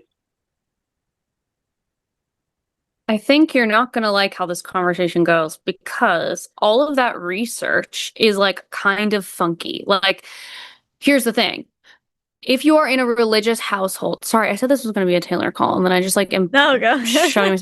If you're in a really religious household, it's not common to divorce because it's not accepted in those households. So even though the marriages might last, that's no indication of how happy they are, and it's entirely possible that those children are actually witnessing an unhappy marriage or, growing up in a place where their parents don't like pretty actively don't love each other and shouldn't be together, but it's not accepted in their culture. Mitch, I also have a personal experience where I grew up with two parents who didn't believe in a divorce at all. Meanwhile, my mom was extremely emotionally abusive and a drug addict, so I had to witness that because he wouldn't get a divorce because of the Bible. And I wish so badly they would have got a divorce a long time ago, like way back when I was young, so that way I didn't have to be around that woman but that's not the way it worked out. So I don't understand this mindset of, we shouldn't get divorced because you're just going to have a lot of unhappy marriages that get taken out on children, that put children in danger, that all of these different things. I just think it's kind of a fantasy. Sure, but a few things about that. Well, number one, when I was referencing that two-parent homes are better for children, that's showing like the outcome of children, how they grow up, not necessarily like what they're saying. And as well, no disrespect, but it just seems like kind of conjecture to say, well, they're not getting divorced because maybe they really want to get divorced, but the religion's preventing them. I mean, I'm sure that exists, but there's no real way of knowing that. And then there's even some... Yes, wait. Oh my gosh, I'm sorry. I don't know what's going on. There was... Sorry, maybe I'm just helping? No, I know for a fact that is a big thing with a lot of Christians, is that they will not get a divorce because they think it's against the Bible. That's like the whole reason. Even if they want to get a divorce, they don't. That is like, that's not... I don't think that's an opinion. I know... Like my dad thought that way, and I know everybody else around him thought that. They all look down on divorce. They say it's wrong. Sure, I mean, I get that, but I mean, again, it just seems like conjecture just to... I mean, I understand it happens, but I would say generally, if X social trends leads to less divorce, I would say that's probably a good thing, because even if you do believe divorce to be a right, it is generally better for people not to divorce, to be able to work out marriages. I don't think that's true in a broad sense. There are many people who, when their parents got divorced, their parents were much happier people and better parents, and they went on to find better partners. My fiance, for example, has that kind of experience. So I think the problem with this, it's similar. I don't know if you've seen, Mitch, it's been circulating again for some reason in like the fundamentalist groups.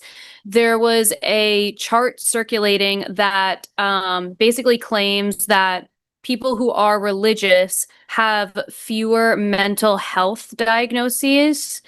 And that's another thing where the implication they're making is that religion helps you, I guess, stay mentally stable. But in reality, we also know that many times in religious households, they're not going to therapists and getting diagnosed with any mental health disorder. And there are people who are, chronically depressed and are being told that it's the devil that has their soul. And so we can't, like, it's not clear cut enough. And it's sort of skewed information in that way. Like, I wouldn't rely on that information alone, because I don't think it's a good representation, because divorce is so looked down upon. Going to therapy and getting help for mental health stuff is not as common in religious spaces as it is out in secular spaces.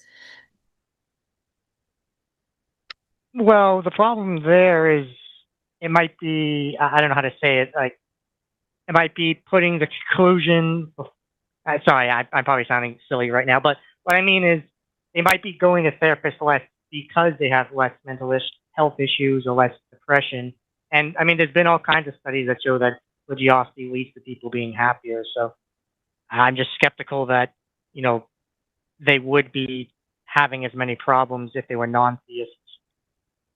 It's okay to be skeptical, but I also think it's like you can understand that the information is not going to be as accurate because the ideology doesn't reflect a community that would be going to therapy as consistently or looking at divorce as an option. Sorry, Taylor, I cut you off. Oh, no, I was just going to say, I know my experience isn't everybody's experience, but once again, I grew up around evangelicalism, and the mental health thing is seen as a spiritual problem. So if you're having a mental health problem, it's a spiritual problem, and you need to pray and you need to read the Bible. And I think that leads to some pretty messed up things a lot of times, because they don't see mental health as... A lot of them don't see mental health as something you go see an actual professional for, because I think they basically think your brain is your soul or whatever. I know I got judged when I started going to therapy. People looked at me sideways. So I know that's the culture. And also talking to so many Christians online, I know that's the culture with them as well. I know they don't go because they don't even believe really in mental health at all. Well, I mean, it could be they just don't go because they don't need it, but this also kind of seems like the heads I win, tails you lose type situation, where if it were reported that religious people are more depressed, you guys might see that as a slam dunk, but now they're saying that they're less depressed, so there must be some underlying reason for it.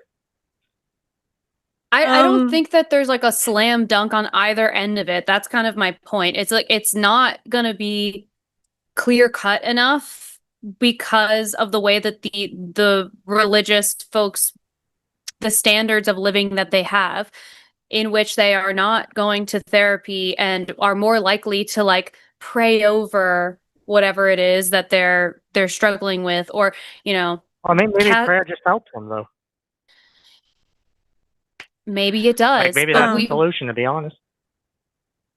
Yeah, but then why would prayer be so inconsistent? Like, why would prayer help if I have, I'm feeling a little depressed because I can't figure out my next career move. I pray over it and something happens. But a little child who has cancer and their entire family is praying for them to be healed, that person doesn't get healed. So I can't possibly say kind of that prayer is attributed to healing anything. Also, do you know Well, that's sort of like a separate thing, though. It's like we were talking about how prayer and I guess religious life helps one's own kind of mental well-being, as opposed to like the results of it. Like that's a different theological question, to be honest. But prayer can't fix mental disorders. Do you agree with that? In some sense. Look, I'm not a psychologist, a doctor, or anything like that. I agree there would be some deeper psychological issues that would need actual medical professional help. I do think prayer could help because, part of it, I don't want to say part of it is feeling, maybe it is, but for people with deep mental deep mental issues, they should go see a therapist, sure. But again, it's just going off the data we actually have. It seems just like religion leads to happier people and more stable households. I just don't see the counter of it making people worse off. I don't see the data. I have never really made an argument that I'm like so much happier as an atheist, and when I was a Christian, I was just like so miserable. The reason I talk about Christianity is because there's a lot of harmful shit within it. I'm not of this mindset that Christians can't be happy or at peace. I don't think that way. But I do think there's a lot of things within religion that cause a lot of harm, and this mental health thing is one of them because I experienced it, I witnessed it, I interact with a ton of Christians online. I know how they talk about it. I know how the community talks about it.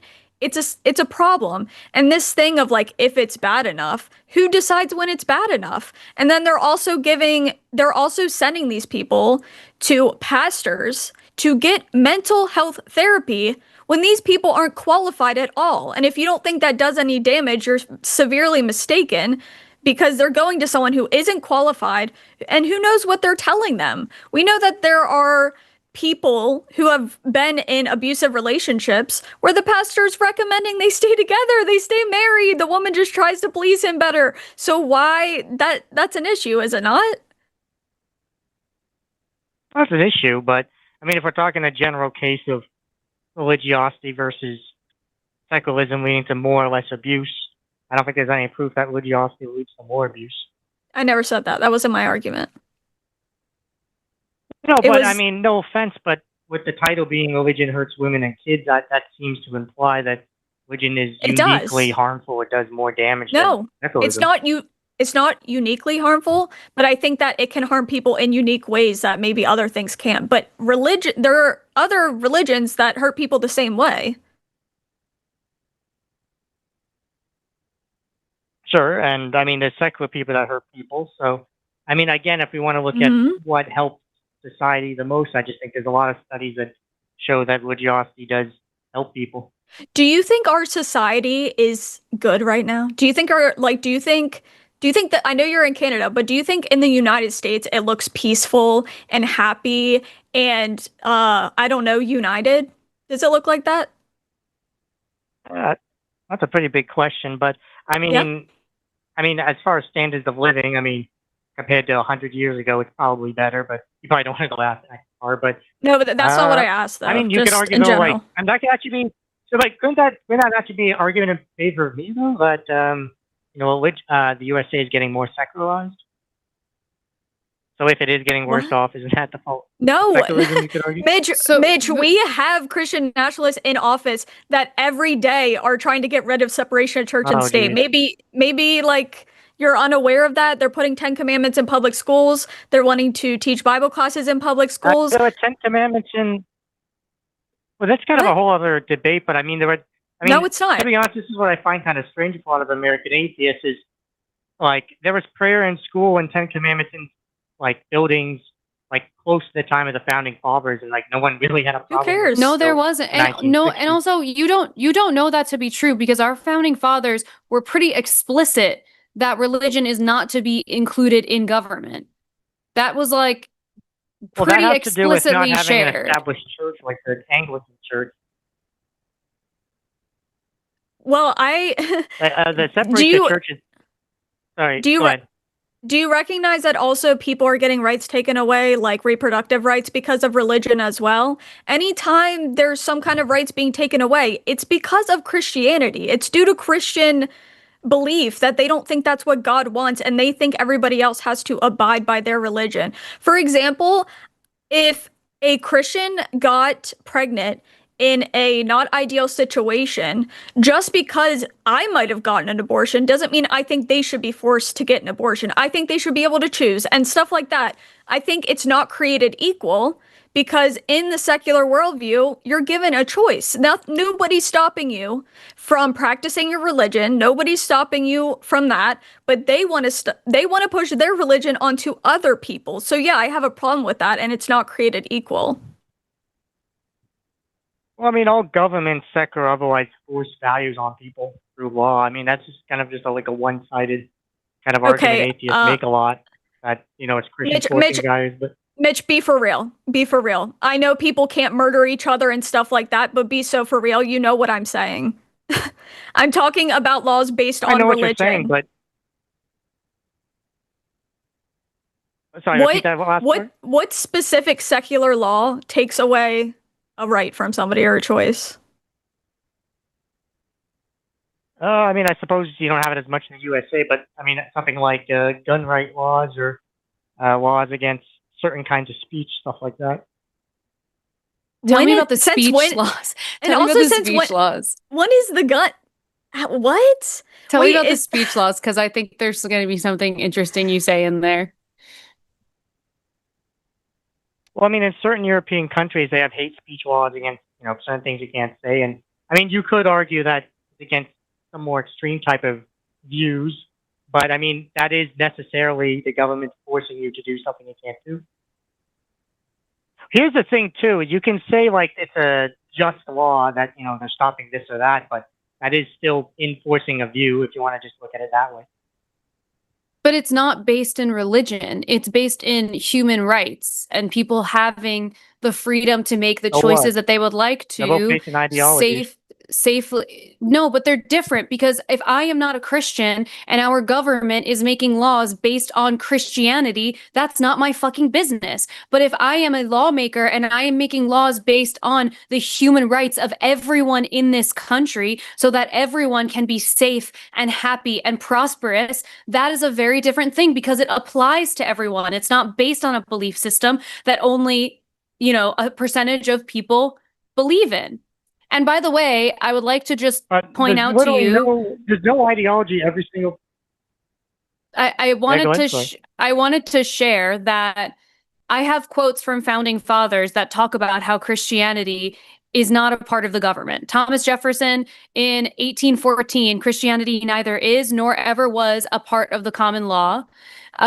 He also said in 1814, in every country and in every age, the priest has been hostile to liberty. He is always in alliance with the despot, abetting his abuses in return for protection to his own. That does not sound like a person who wanted Christianity as a part of this. John Adams said this would be the best of all possible worlds if there was no religion in it. James Madison said religious bondage shackles and debilitates the mind and unfits it for every noble enterprise. During almost 15 centuries has the legal establishment of Christianity been on trial. What has been its fruits? More or less in all places, pride and indolence in the clergy, ignorance and servility in the laity, in both superstition, bigotry, and persecution. 1785. The founding fathers did not fuck with Christianity. Sure, well, most founding fathers actually were Christians, but aside from Doesn't that, matter. You're mixing up. They also had Again, slaves. like natural theocracy and a state. You're confusing having a natural theocracy and a state church with just simply having laws based off Christian ethics, which even they did back then. And again, like stuff like prayer in school was all over the place in America like 200 years ago. So, yeah. So question, you think it's fair that Christians say, I don't believe in abortion, you can't have an abortion. Do you think that's fair? Well, if they determine that it's an unjust law to have abortions, I mean, again, it's just like any other civil law. Like if they consider it unjust, even if not 100%. Because because it's coming directly from religion. We know this. These are the people who push the hardest to get it overturned. We know this for a fact. It was religion spearheading this the entire time. It is based on religion. It's one of the reasons that religious people even got into politics. I mean, the first reason was they didn't want black kids in their white schools. So they had a real problem with that. But after that, they didn't want people. They made up the abortion issue to get Christians involved in politics, because prior to that, they didn't care. They weren't trying to force their religion into everything. Was there religion in like certain specific aspects? I'm not saying there wasn't, but this thing of trying to take away rights from somebody in the name of their religion, like people haven't always thought this way. Right. Well, I mean, for starters, I mean, the West, most of the West, like laws and social values did come from Christianity anyways. And I mean, you're right. Most Christians are anti-abortion, but I mean, again, there's no actual fundamental difference between having a law based in religion, having a law based in some idea of human rights. I just told you. If you're an atheist, you can't even have a justification for human rights anyway. You have no grounding for morality. Oh my God! Shut the hell up! That argument is so ridiculous. That argument is so lame, because you just said there's no difference, and then you said like your morality doesn't matter. Mitch, No. Do you also, Mitch? Do you also think? Do you also think? You mixed up what I meant. Do you believe that without the Bible? Go ahead. Do you believe that without the Bible, people would not have a moral compass? Sorry, actually, let me clarify the question. Right. Do you believe that for the people who are Christians and believe in the Bible, that the reason that they behave the way they do is because of the moral guidelines in the Bible? All right. Well, first of all, I didn't contradict myself. What I meant was that enforcing laws based on religion or based on an idea of human rights are essentially the same, regardless of if the person pushing human rights is being logically consistent. And secondly, like anybody can come up with a moral system. That's not the question. The question is whether it can actually be grounded in reality, which atheism can't do, and even a lot of atheists themselves admit, which is why some of them say morality is subjective. Mitch, you realize that the difference between making laws off of like what they think is good for society versus what they think is good for a hypothetical guy living in the sky is that you're giving privilege to a certain group of people. You're putting their wants and needs above everybody else. Do you think in a healthy, productive society that makes sense? I mean, again, secular laws can put one political group or one ideology's needs and wants above another's. It doesn't make an actual difference. What are Christians 'Cause, specifically? I mean, again, it's Please tell me specifically. If we had, you know, our abortion rights back, if we had gay marriage, if we had all of that a lot of Christians want to take away, what are they losing? How are they being harmed? Can you explain that to me? are Christians being harmed? Yeah. Well, they might not personally be directed, but again, it's about what they see as the well-being of society. But that wasn't what you just made an argument for. You were saying that, like, what thing, if I got let's say I got my way and we were way more progressive, what rights am I taking away from Christians specifically that they can't, like, fully practice their religion? Can you explain that? Well, I mean, technically, you could have a quote-unquote progressive society and still have religious freedom. But, I mean, again, it's not about what one's own personal freedoms are. It's about, like, it's about the morality of society. And, I mean, again, if certain progressive policies just make society worse off, then, like, I mean, Christians can oppose that, even if, again, Like which their own religious ones? views aren't really affected, their own religious activities. Hold on really quick. I want to go back to what you said. You said that secular laws would take rights away from religious people. That's what you said, is it not? Well, I said secular laws enforce a certain viewpoint if they're based on an ideology, which most of them are. And yeah, because again, all laws enforce ideology, because all laws say if you don't do X, Y, Z, you end up in jail by gun force. Like what? And let me just say one thing. Like I what? don't actually have a problem with the idea. Sorry, go ahead. I need an example of, like, what are you talking about? Sure. Well, I mean, again, I just said, I gave an example earlier, something like gun right laws that can restrict, That's a gun religious ownership. that's a That's religious also a thing here issue? in Canada too. Guns are a religious That's issue not a since religious when? issue. I'm saying that's a general. Well, that's a I'm general asking moral, about moral issue. I'm asking what religious rights are being taken away. You won't answer the question. It's okay if you want to take it back. Do you want to take it back? Well, no, I'm not taking anything back. Because my argument was simply that Then tell secularism me. enforces morality just like religion does. But okay, I think we're sort of arguing in circles, and I don't. No, it's stay on here fine. all night, You so said thank you for the something talk. and you couldn't back it up. That is fine with me, but it's okay to also change your mind. I support that. All right. Well, I do have to go. So. Oh, he hung up. I didn't even do that. Bye. I always think it's so funny when people talk about the how the Bible is like what gives them their moral compass, because I just think like, God, so you're telling me that if all of the Christians didn't have the Bible, they'd just be murdering everyone? The only thing holding them together is that they have the 10 Commandments? That's crazy. But then when you ask them that, when you say, is the only reason you don't assault people or kill people because the Bible tells you not to, then do you know what they say? It's such a cop-out. They just say, well, the Lord wrote his law on people's hearts. Okay. What the fuck? Yeah. Like, it's so, but no, it's frustrating to me because I swear to God, he said, like, rights would be taken away from religious people, and I keep asking what he's talking about, and he can't give me an example, and then he acts like he didn't say it. I'm like, I'm explaining how these two things aren't the same, and then he says something about Christians being taken away by gunpoint. I said, for what? For what?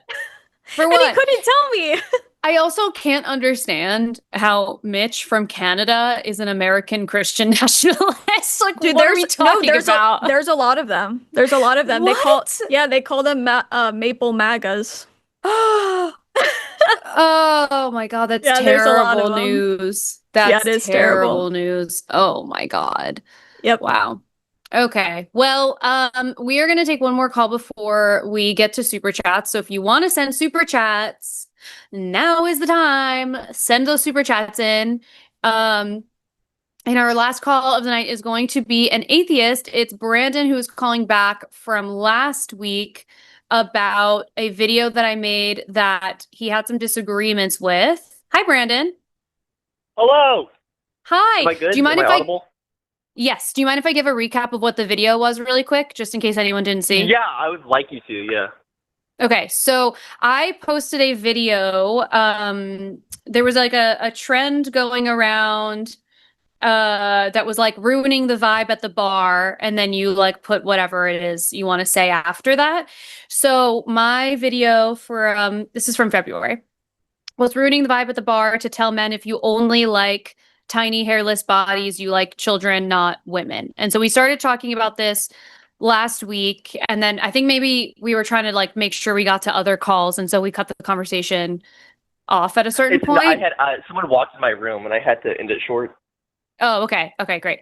Okay, so where did you want to pick up on the conversation? Right before that, right afterwards, I had checked the comments on the stream I called into, which I probably shouldn't do, but I did it anyway. And there was a comment talking about how, like, it was a question saying, was Brandon purposely disingenuous, or does it come naturally? Did I come off as disingenuous last call? If so, I'm sorry. I think the people in chat are always skeptical that there's someone who's disingenuous or a troll or whatever, but I wouldn't worry so much about that. Like, Okay. it doesn't matter, because if we really thought that you were so disingenuous that like you were trolling on us, we wouldn't have taken the call. Okay. All right. I guess I'll just jump in, because there were a couple things I wanted to say, but I couldn't, so I had to call back in. As a general thing, I think what went wrong was, I think that you may have thought that I was disagreeing with you, and I was saying it's okay for society to have that standard generally, and it's completely fine to only expect that. I fully agree with you on that point. It's a pretty bad societal standard. My only issue in the video was just the description or the terminology used at the end, where it's they're attracted to children, not women. Because to me, that means if you're identifying those two traits, small and hairless, as being inherently child adjacent, you'd have to, if being consistent, apply that to other adults who are small and hairless, and then say it's not really possible for people to be attracted to them without being attracted to child adjacent bodies. And that was the argument I was trying to make. I totally get what you're saying. I think even if it was a full-grown adult, I'll use the example like in the gender setting that I placed it in the video. If it were an adult man who was only attracted to women who were very small, hairless, and like childlike in stature, but all of them are adults, I would still think it's weird. I would still be like, that's strange. If it's like in the mix of other people, and that's not a strict, like that's not the only type of person that they're attracted to, that's different. Then that's like, okay, well, you're attracted to a lot of things about a lot of different people. If your only attraction is to people that have small stature, no body hair, I'm questioning that. Okay. Well, I think that was brought up last time, and this might be a strange argument to give. So I guess the example I'm giving is like a hypothetical. I'm saying if someone was attracted to, let's say, me, because I'm also small, hairless, small stature, all those things, would you say that they're attracted to a child's body, right? And so my whole thing is, what would be the difference if you say no? And then so you're saying, if they're attracted to other people as well as me, other people that don't have those traits, it's not as bad. But there's such a thing as you didn't use this terminology, but you can correct me if it's the wrong terminology, and I'll also, if I'm not allowed to use it, but pedophilic, because that's, being attracted to childish bodies. There's such a thing as non-exclusive pedophilic attractions. It's still considered really bad. Like, it's still equally as bad, I would say. So if someone was, let's say, dating me, and they told me they were attracted to my body, I have what you described as child-adjacent qualities. How do I know that they're not just a non-exclusive pedophile? By seeing the other people that they have been interested in. If you are looking at the other people that they're interested in, or like whatever actors or whatever they think are attractive, then and the people that they're talking about are significantly younger than them and teenagers, children, whatever, then there's a problem. But you are an adult, and so them being attracted to you does not make that alone is not concerning behavior. There are also women who are full-grown adults. There are women who are full-grown adults who have small stature and are hairless. Being attracted to that person does not make you a pedophile. It is more concerning when it's a pattern, when it is habitual, when it is exclusively the thing that you are interested in. Then I have some questions for you. But you had just said, like, 2 minutes prior that even if they're adults, we're talking about people being attracted to adult women. As soon as if they're even if they're all adults, they're out, right? I agree fully. We're even talking if they're about all people being attracted to adults. But you think, Brandon, here's the other thing. We're talking about a beauty standard that applies to women in a very different way than it does to men. Very different. Like, that is the beauty standard for women, is to be tiny, hairless, whatever, like youthful forever. Like, think about the beauty market for women. It's all about removing hair, making yourself look young forever. Like, that is literally what the beauty market is, which is concerning. And the people who created that standard are old ass, crusty ass men.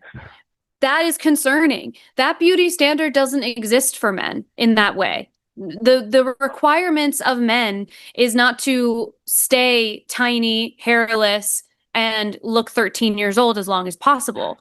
That's the thing, is it's not. This is you're taking this statement where I said if you are only attracted to this type, which is that word was used purposely, and you're applying it to you specifically and saying if people are attracted to me, does that make them people that I should be worried about? No, unless they are attracted to only people who look like teenagers. Then yeah, I am worried about that. That is strange. And also, like, if you think about it, like, do you have sisters or a sister? Yeah, I have one sister. So if your sister, is she older or younger? Older. Okay. If your sister, when she was 17 years old, a man who is 27, 28 years old, is interested in her, and all of the other people, sorry, I'm going to say she's 18. I apologize. She's 18. He's 27. He's 20. He's a full-grown adult. All of the people he dates either look like her at 18 or are 18. Don't you feel sort of like, that's kind of gross? Why is he attracted to bodies like that? I don't think that people that old should be dating 18-year-olds. I wouldn't have the issue just with the way people look that they're dating. Of course, if it's age appropriate, it's different. If you guys are all 18 years old, we've been talking about adults, right? So we're talking about adults. But Brandon, Yeah. you're taking this thing where I am talking about if you are only attracted to this type of person, then you are attracted to a body type that is bizarre and inappropriate. And you are taking it personally and applying it to yourself. And that's not the same thing. They are different. The beauty standards for women are different than they are for men. Could we please go point by point? Because I don't want to get overwhelmed. I get overwhelmed with points very easily. The thing of they're only attracted to those bodies, I think I'm saying it really unclearly. If they're attracted to even one body that you would describe as being child adjacent, that would still be a problem. Because there are No, it's people out not. there. That's not what I said. That's not what I said. That's not the language of the video. I'm making that argument that if following that terminology or that logic, you would have no, to but that's not the terminology. That's not the ideology I am explaining. I am describing if you are only attracted to this type of person, then you are attracted to people who look too close to children or are children. The word only was used on purpose. But yeah, it's pretty specific. Such a thing as maybe I should stop using this term. How would I describe without? Wait, Brandon, really quick. I feel like it would fix it if you explained. So you do believe women should be able to talk about that, right? Like about the beauty standards and stuff? Yeah, I disagree with the beauty standard. It is a harmful standard.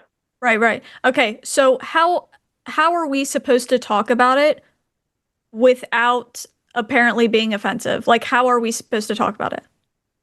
Alyssa did it last tell us? time. After I had left, she said how it was really harmful where people would, if I recall correctly, say things to her when she was growing up or whatnot, when there were these horrible, you have to be skinny standards, and that really led to terrible ideas of what the body should be. Can you write all that in a 5-second TikTok? Or do you think there's implied nuance that most people understand? Well, I'm asking you what the nuance is. When you say there's nuance, you're just saying that there are different qualities. No. She's went into extreme detail of what the nuance is. What there is literally no. I don't understand this conversation, if I'm being honest, because you know the nuances. You know what she was talking about. So I don't understand the issue. Then what are we talking about? I should say this. I love the motive. I agree with the motive of the video. Just to put that out there, right? I don't like the phrasing of one detail. Hold on, let me try to... I'm terrible at explaining things, I understand, but let me do this. Hold on. If you're calling in that video bodies that are small and hairless child adjacent, then whether or not someone is only attracted to those bodies, exclusively attracted to those bodies, doesn't make them any more or less creepy because there's such a thing as being a non-exclusive predator. But those are people who are literally but those are people who are literally attracted to actual children and minors. That's not what I said. And you're taking I actually think there's like not that much nuance or anything to add to what I said because I was purposeful in how I phrased it. It was, if you are only attracted to people who are tiny and hairless, then you are attracted to children, not women. If you are only attracted, there's nothing more to add to it. Yeah, the word only. And I stand by it. Should be circled, right? I'm circling the word only in my mind, right? Brandon, very important in the video. Have you? Okay, so then conversation over. Like, what do you mean? Do you know what bean soup theory is? My argument. Do you know what bean soup theory is? This is. Do you know what bean soup theory is? No, I don't. Okay, so this girl, she said something about when she's in a certain phase of her cycle, she likes to make bean soup because it helps with certain things. And there's always people in the comments and says, "What about people who don't like beans?" And if that's you, if you don't like beans or you feel like it doesn't apply to you, then you leave it. Right? Yeah, the reason don't be a bean soup person. Because people have different reactions, right? There are actually different things going on in those two things where this woman likes the bean soup, it helps her, and this woman doesn't, it doesn't help her. Those are the things that change the outcome, is how it affects their body and how it helps them. This is my question, is what is the difference between scenario A, which is the video, or the scenario in the video about the bar or whatnot, in scenario B, where someone's attracted to me. I'm asking you what that difference is, and the only thing I've been told is, well, it's exclusive in one and it's not exclusive in the other, but it's possible to be a non-exclusive predator or have non-exclusive predatory attraction. That is called... Hold on, I need to make this point, please. I need to make this point, please. Thank you. I want to know how I can distinguish someone who's attracted to me as being a non-exclusive predator. Because even if they're attracted to people who don't look like me, that doesn't change the fact that they're attracted to me, a person Are that you a would describe as minor? having a child-adjacent body. Are you a The woman minor? in scenario A in the bar wasn't a minor either. You said that at the beginning. I don't know what you're talking about, scenario A in a bar. Are you a minor? About the video, the scenario in the video you made. You even said at the beginning that we're referring to adults being attracted to adults. The Yes. man about in the video you're saying is attracted to adult women who are hairless and small. So when you say, oh, well, you're an adult, so there's a difference, there's no difference between the scenario of me and that woman in your video, the hypothetical scenario, because we're You're both right. adults. You're right. There's no You're right. difference. But if they are only attracted, would you not feel a little weird about dating someone who only dated people who looked like they were underage? Would that not, even if that is the case for you, would you not feel like that's a little weird? That wouldn't be something that you would look at and be like, Well, the Because reason if you truly are concerned about, do I need to be worried about this? Like, is this like a problem that I need to be worried about? Then you need to be asking people maybe like what their exes look like. Look at the more broad picture. This is the problem, Brandon. This is why we brought up bean soup theory, because you're taking something that is a completely separate conversation about beauty standards for women, where I used the word only on purpose, and you are applying it exclusively to yourself. Doesn't change anything.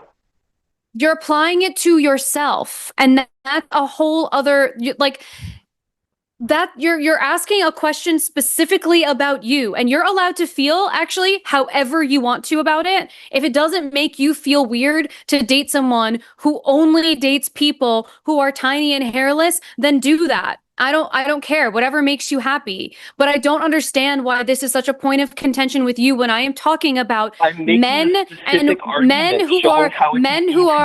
who are attracted to women who look like minors.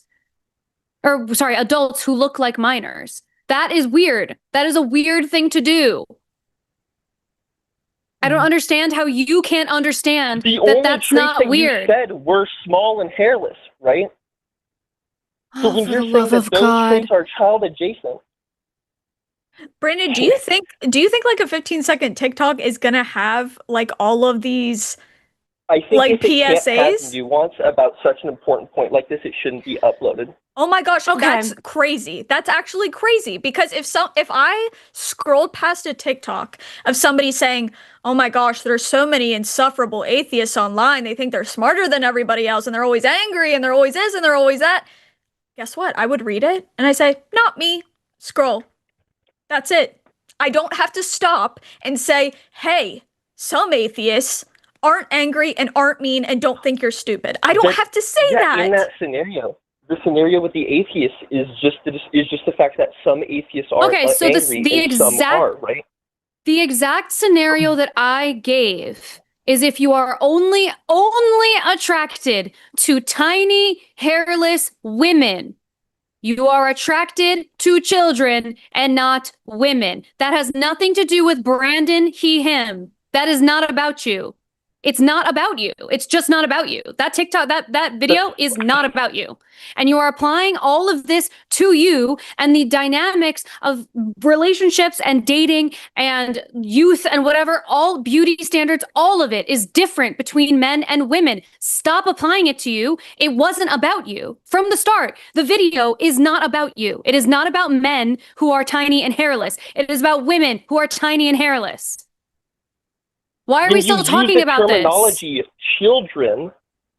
Oh my God! For the love of God! For the love of God, Brandon! It is not about you. It is not about you.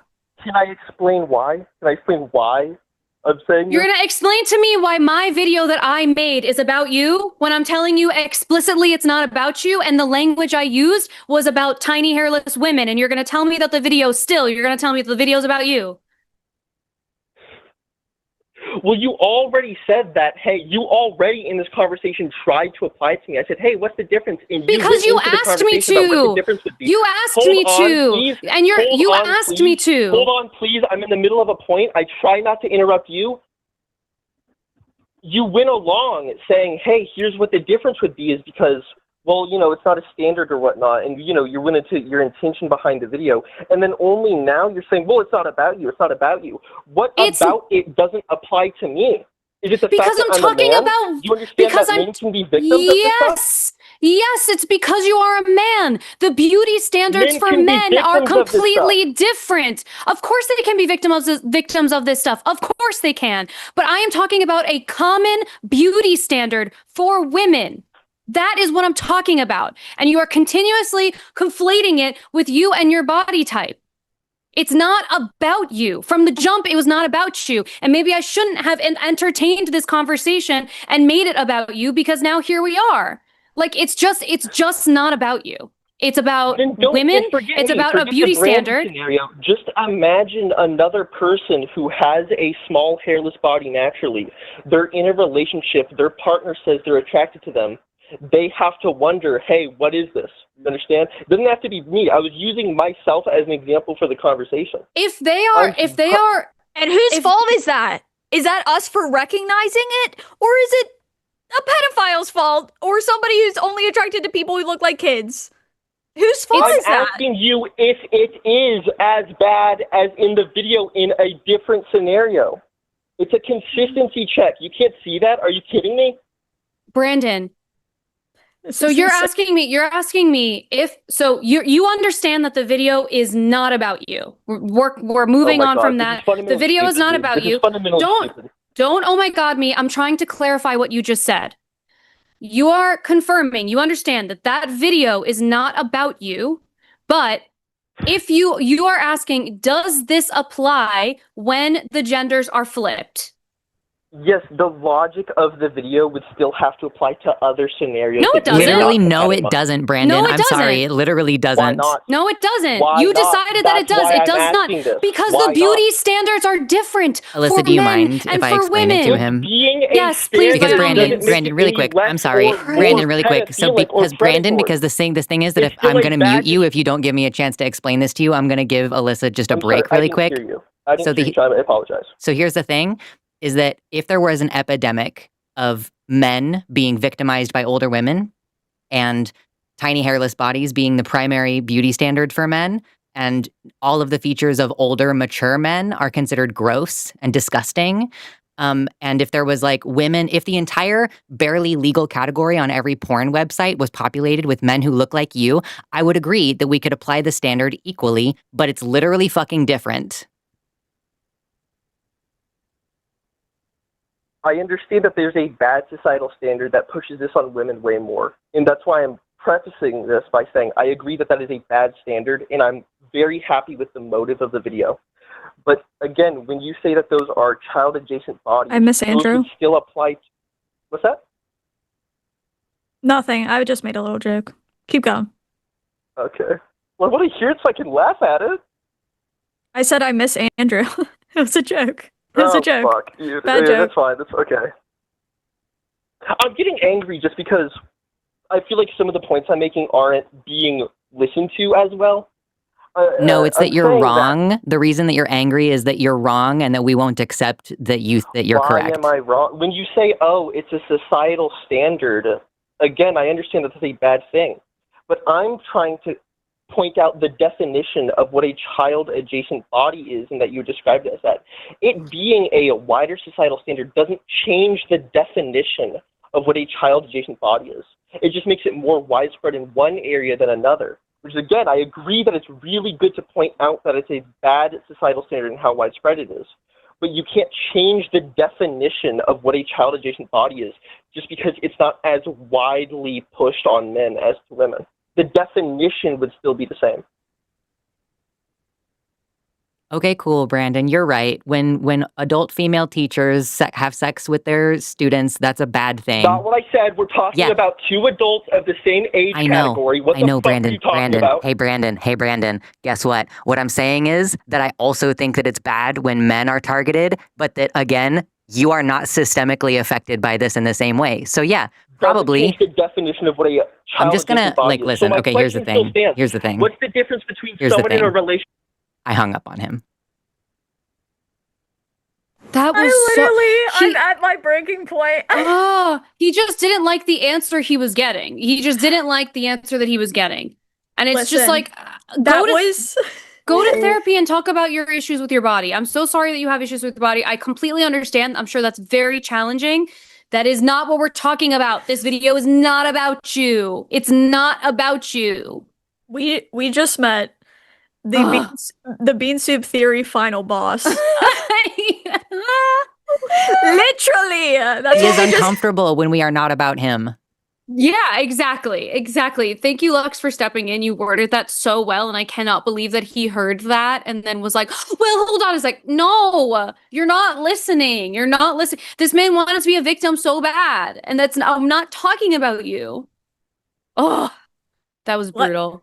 Also, life must be exhausting if you watch a 5-second TikTok video and you need a page worth of nuance told to you. It's just crazy.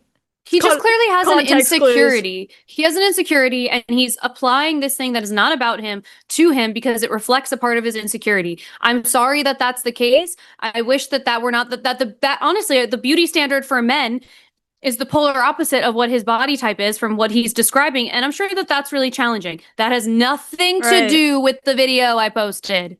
Right. Agreed. Anyway. Okay, we have only 15 minutes to get through these also. Do we have a lot, Lux? It's one page, which is 20 or so. Okay.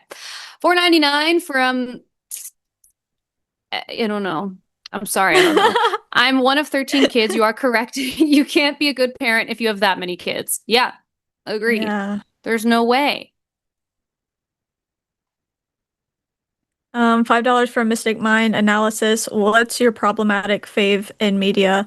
Which you love despite its flaws. For me, it's One Piece, truly epic and also stained with benevolent sexism.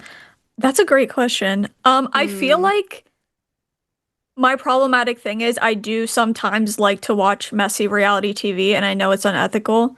I'm not an avid reality TV watcher, but when you watch that shit with your friends, it's heaven on earth. Friends. I'm not so much of a reality TV person, except for with friends, maybe. But one of my favorite movies of all time is Pride and Prejudice, and that is a problematic storyline. Problematic as fuck for modern day. I don't even really remember that, or that movie, but I mean, what it is. It takes place in a period of time where there are dowries involved, and she falls in love with Mr. Darcy, even though he's a fucking asshole. Actually, he falls in love with her, and she kind of falls. It's a whole thing. And then he does the hand thing. And then he does the hand thing, and we all cry and scream. Anyway, that's it. I'm gonna think about that. Who my problematic fave is. I'm sure I have other better ones. $5 from Joshua Everett. Lux has a birthday this week at this time of day in this part of the country. Localized entirely within your kitchen. Happy birthday and Tuesday. Yeah, happy almost birthday. Hell yeah, I'm gonna be 32.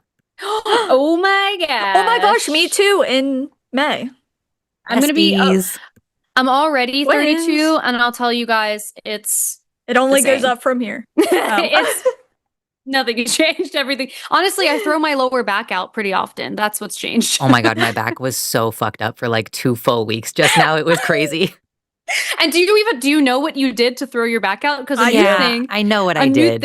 Okay, that's lucky, because a new thing for me is all of a sudden my back just is in insane pain, and I have no idea what I did.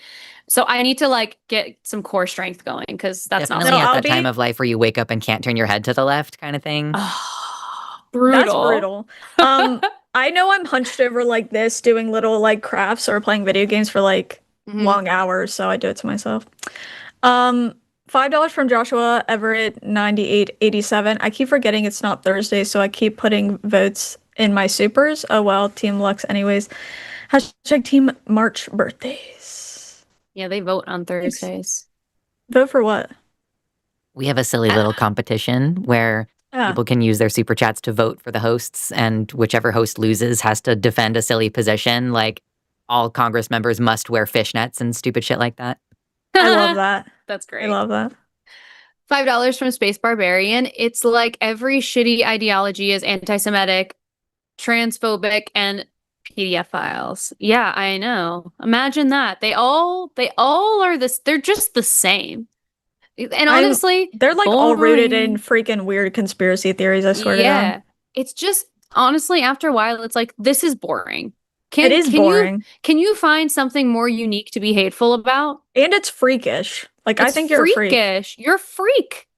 Anyway, $10 from Glam Pixie. I appreciate Louis Thorax. Louis is that Theroux. That's the guy who Louis made the Theroux? documentary. Oh, I butchered that last name. He stands on the shoulders of a number of lesser. Wait, lesser known. Oh, what? Okay, less connected creators and journalists and academics who shouldn't get the credit they should. Yeah, Nice. I agree. Sorry, go ahead. Oh, I was just gonna say, I'm being told to watch his documentary on the West Baptist Church, so I think I'm gonna do that. Oh, I don't know if I've seen that. I want to watch that. I agree. He definitely, but I think the value of someone like him making that content is still there, even though I agree, like, he is standing on the shoulders of people who have been like trying to draw attention to this forever. I'm happy to have mainstream eyes on it because it's like just so bad. But Yeah. I agree. I want to read a serialized comic strip about the adventures of Louis Thorax. Yeah. I love it. $10 from Joshua Everett. In economic terms, that is correct. The sunk cost of an item that you return only has value in it that it affords you a different item. So the economic benefit to you is the full value of the new item. You're so right. And I thank you so much for validating me. You're so based, Joshua. Truthfully, that's awesome. Thank you so much. Oh, I do the same things with vacations, though. If I have everything paid off ahead of time, months later, I'm like, free vacation. Free vacation. Doesn't make sense, but it feels good. $5 from Meg801. Is it actually worth my time to watch the Manosphere doc if I already know how shitty these men are? If the comedy is worth it, I'm still down. LOL. It's just like, all right. Like, I think it's worth watching just to watch them squirm when Louis presses them even the tiniest bit. Yeah, and it is interesting to see them interacting alongside people in their actual lives, like women in their lives, like their mom or their girlfriend, because it's very telling. So if you're interested in that, yeah, I would. Yeah. Wait, also chat just reminded me that Louis Theroux, do you remember that thing that was like, my money, jiggle, jiggle, it folds. I like to see it. That's him. People left that comment on a video, about the Manosphere thing on TikTok like the other week. And they kept on saying, it's that guy. And I was like, huh? Yeah. It is that guy, though. So funny. I don't remember if this is me or you. Oh. I don't know. $10 from Rainmaker38. Big old yikes on that one. On which one? Probably John, because we're about to enter the John phase of the super chats. Okay. $5 from Space Barbarian. Hey, John, are you listening? Man here. Yeah, I'm mad at shitheads like you. Thank you for all you do, Alyssa and Taylor. I forgot about that. I yelled a lot today. I know. I felt like I was getting a little like so mad that I just start laughing. I'm like, I can't. Oh my God. $5 from Meg801. Alyssa just absolutely put John in his place.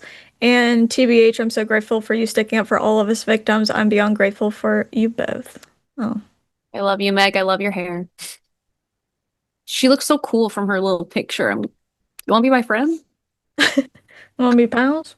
$5 Australian from Dusk Frame. People that miss the 50s just miss grown men being able to marry teenagers, treat them like slaves, and her not being able to do anything about it. Exactly. Yep.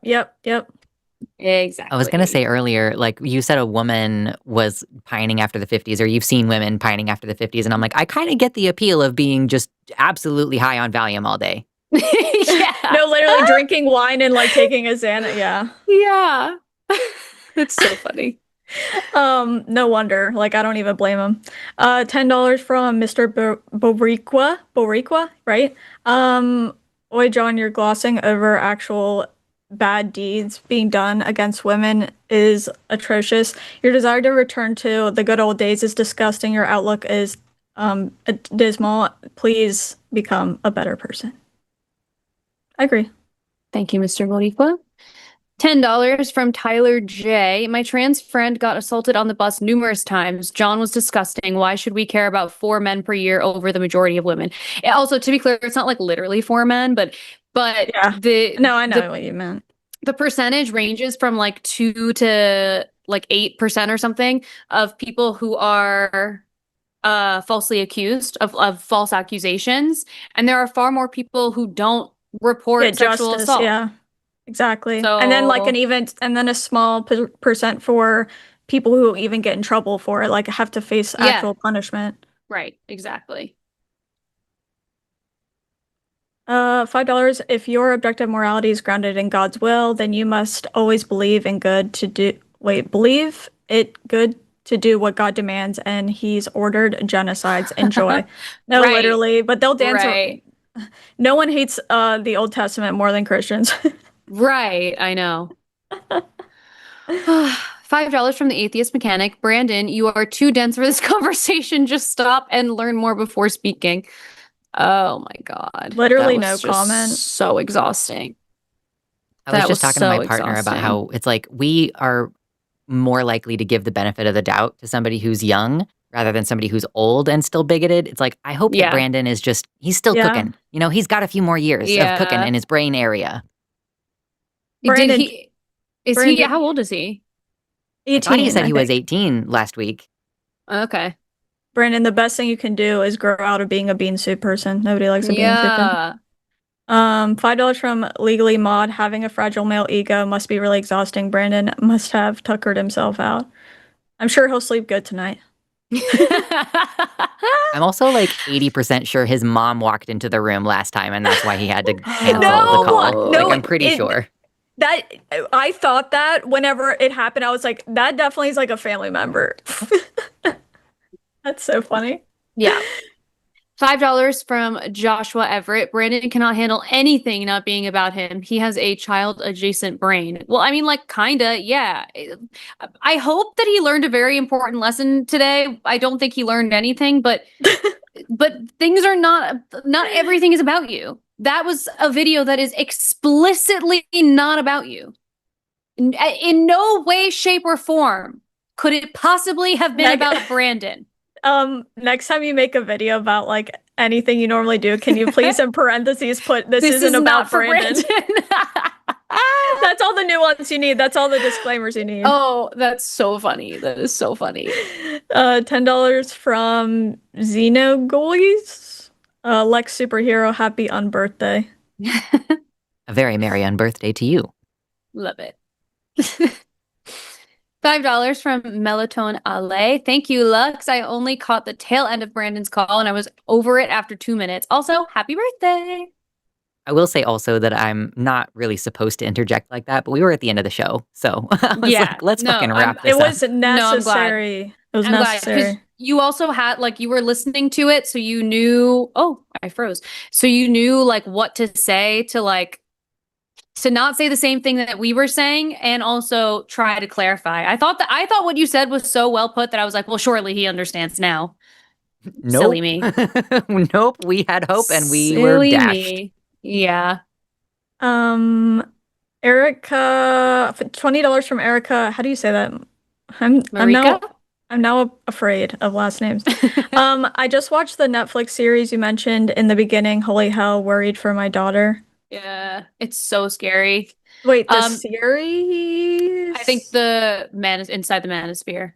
Oh, okay. I don't know why I thought it was something else. Some people are asking about bean soup theory. So if you missed what that is, there was a woman who made a video about a bean soup recipe, and there were literally comments that were like, "What if I don't like beans?" And it's like, okay, well, then don't make the soup. Then there's no substitute. Just don't make the soup. And so the bean soup theory is that, like, people, sorry, my camera is being crazy. People make everything about themselves. Yeah.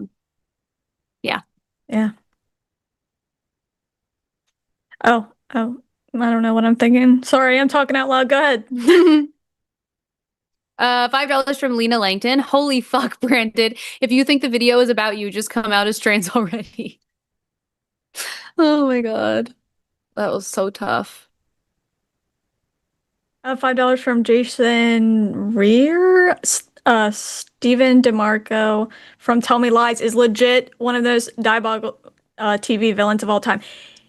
I have never had such a love-hate relationship with a show because, like, for some reason, it is like a car accident. Like, you can't look away. But at the same time, you're like, these people are horrible people. And the main guy in it is actually Satan. Like, he's he's like a character that would, if he was real, he would make me believe that Satan was real and evil was real. For real. But yeah. Crazy. Sorry, I don't know why, but my super chats are all out of order, so just bear with me, and we got to wrap them up quickly here. Okay. Yeah.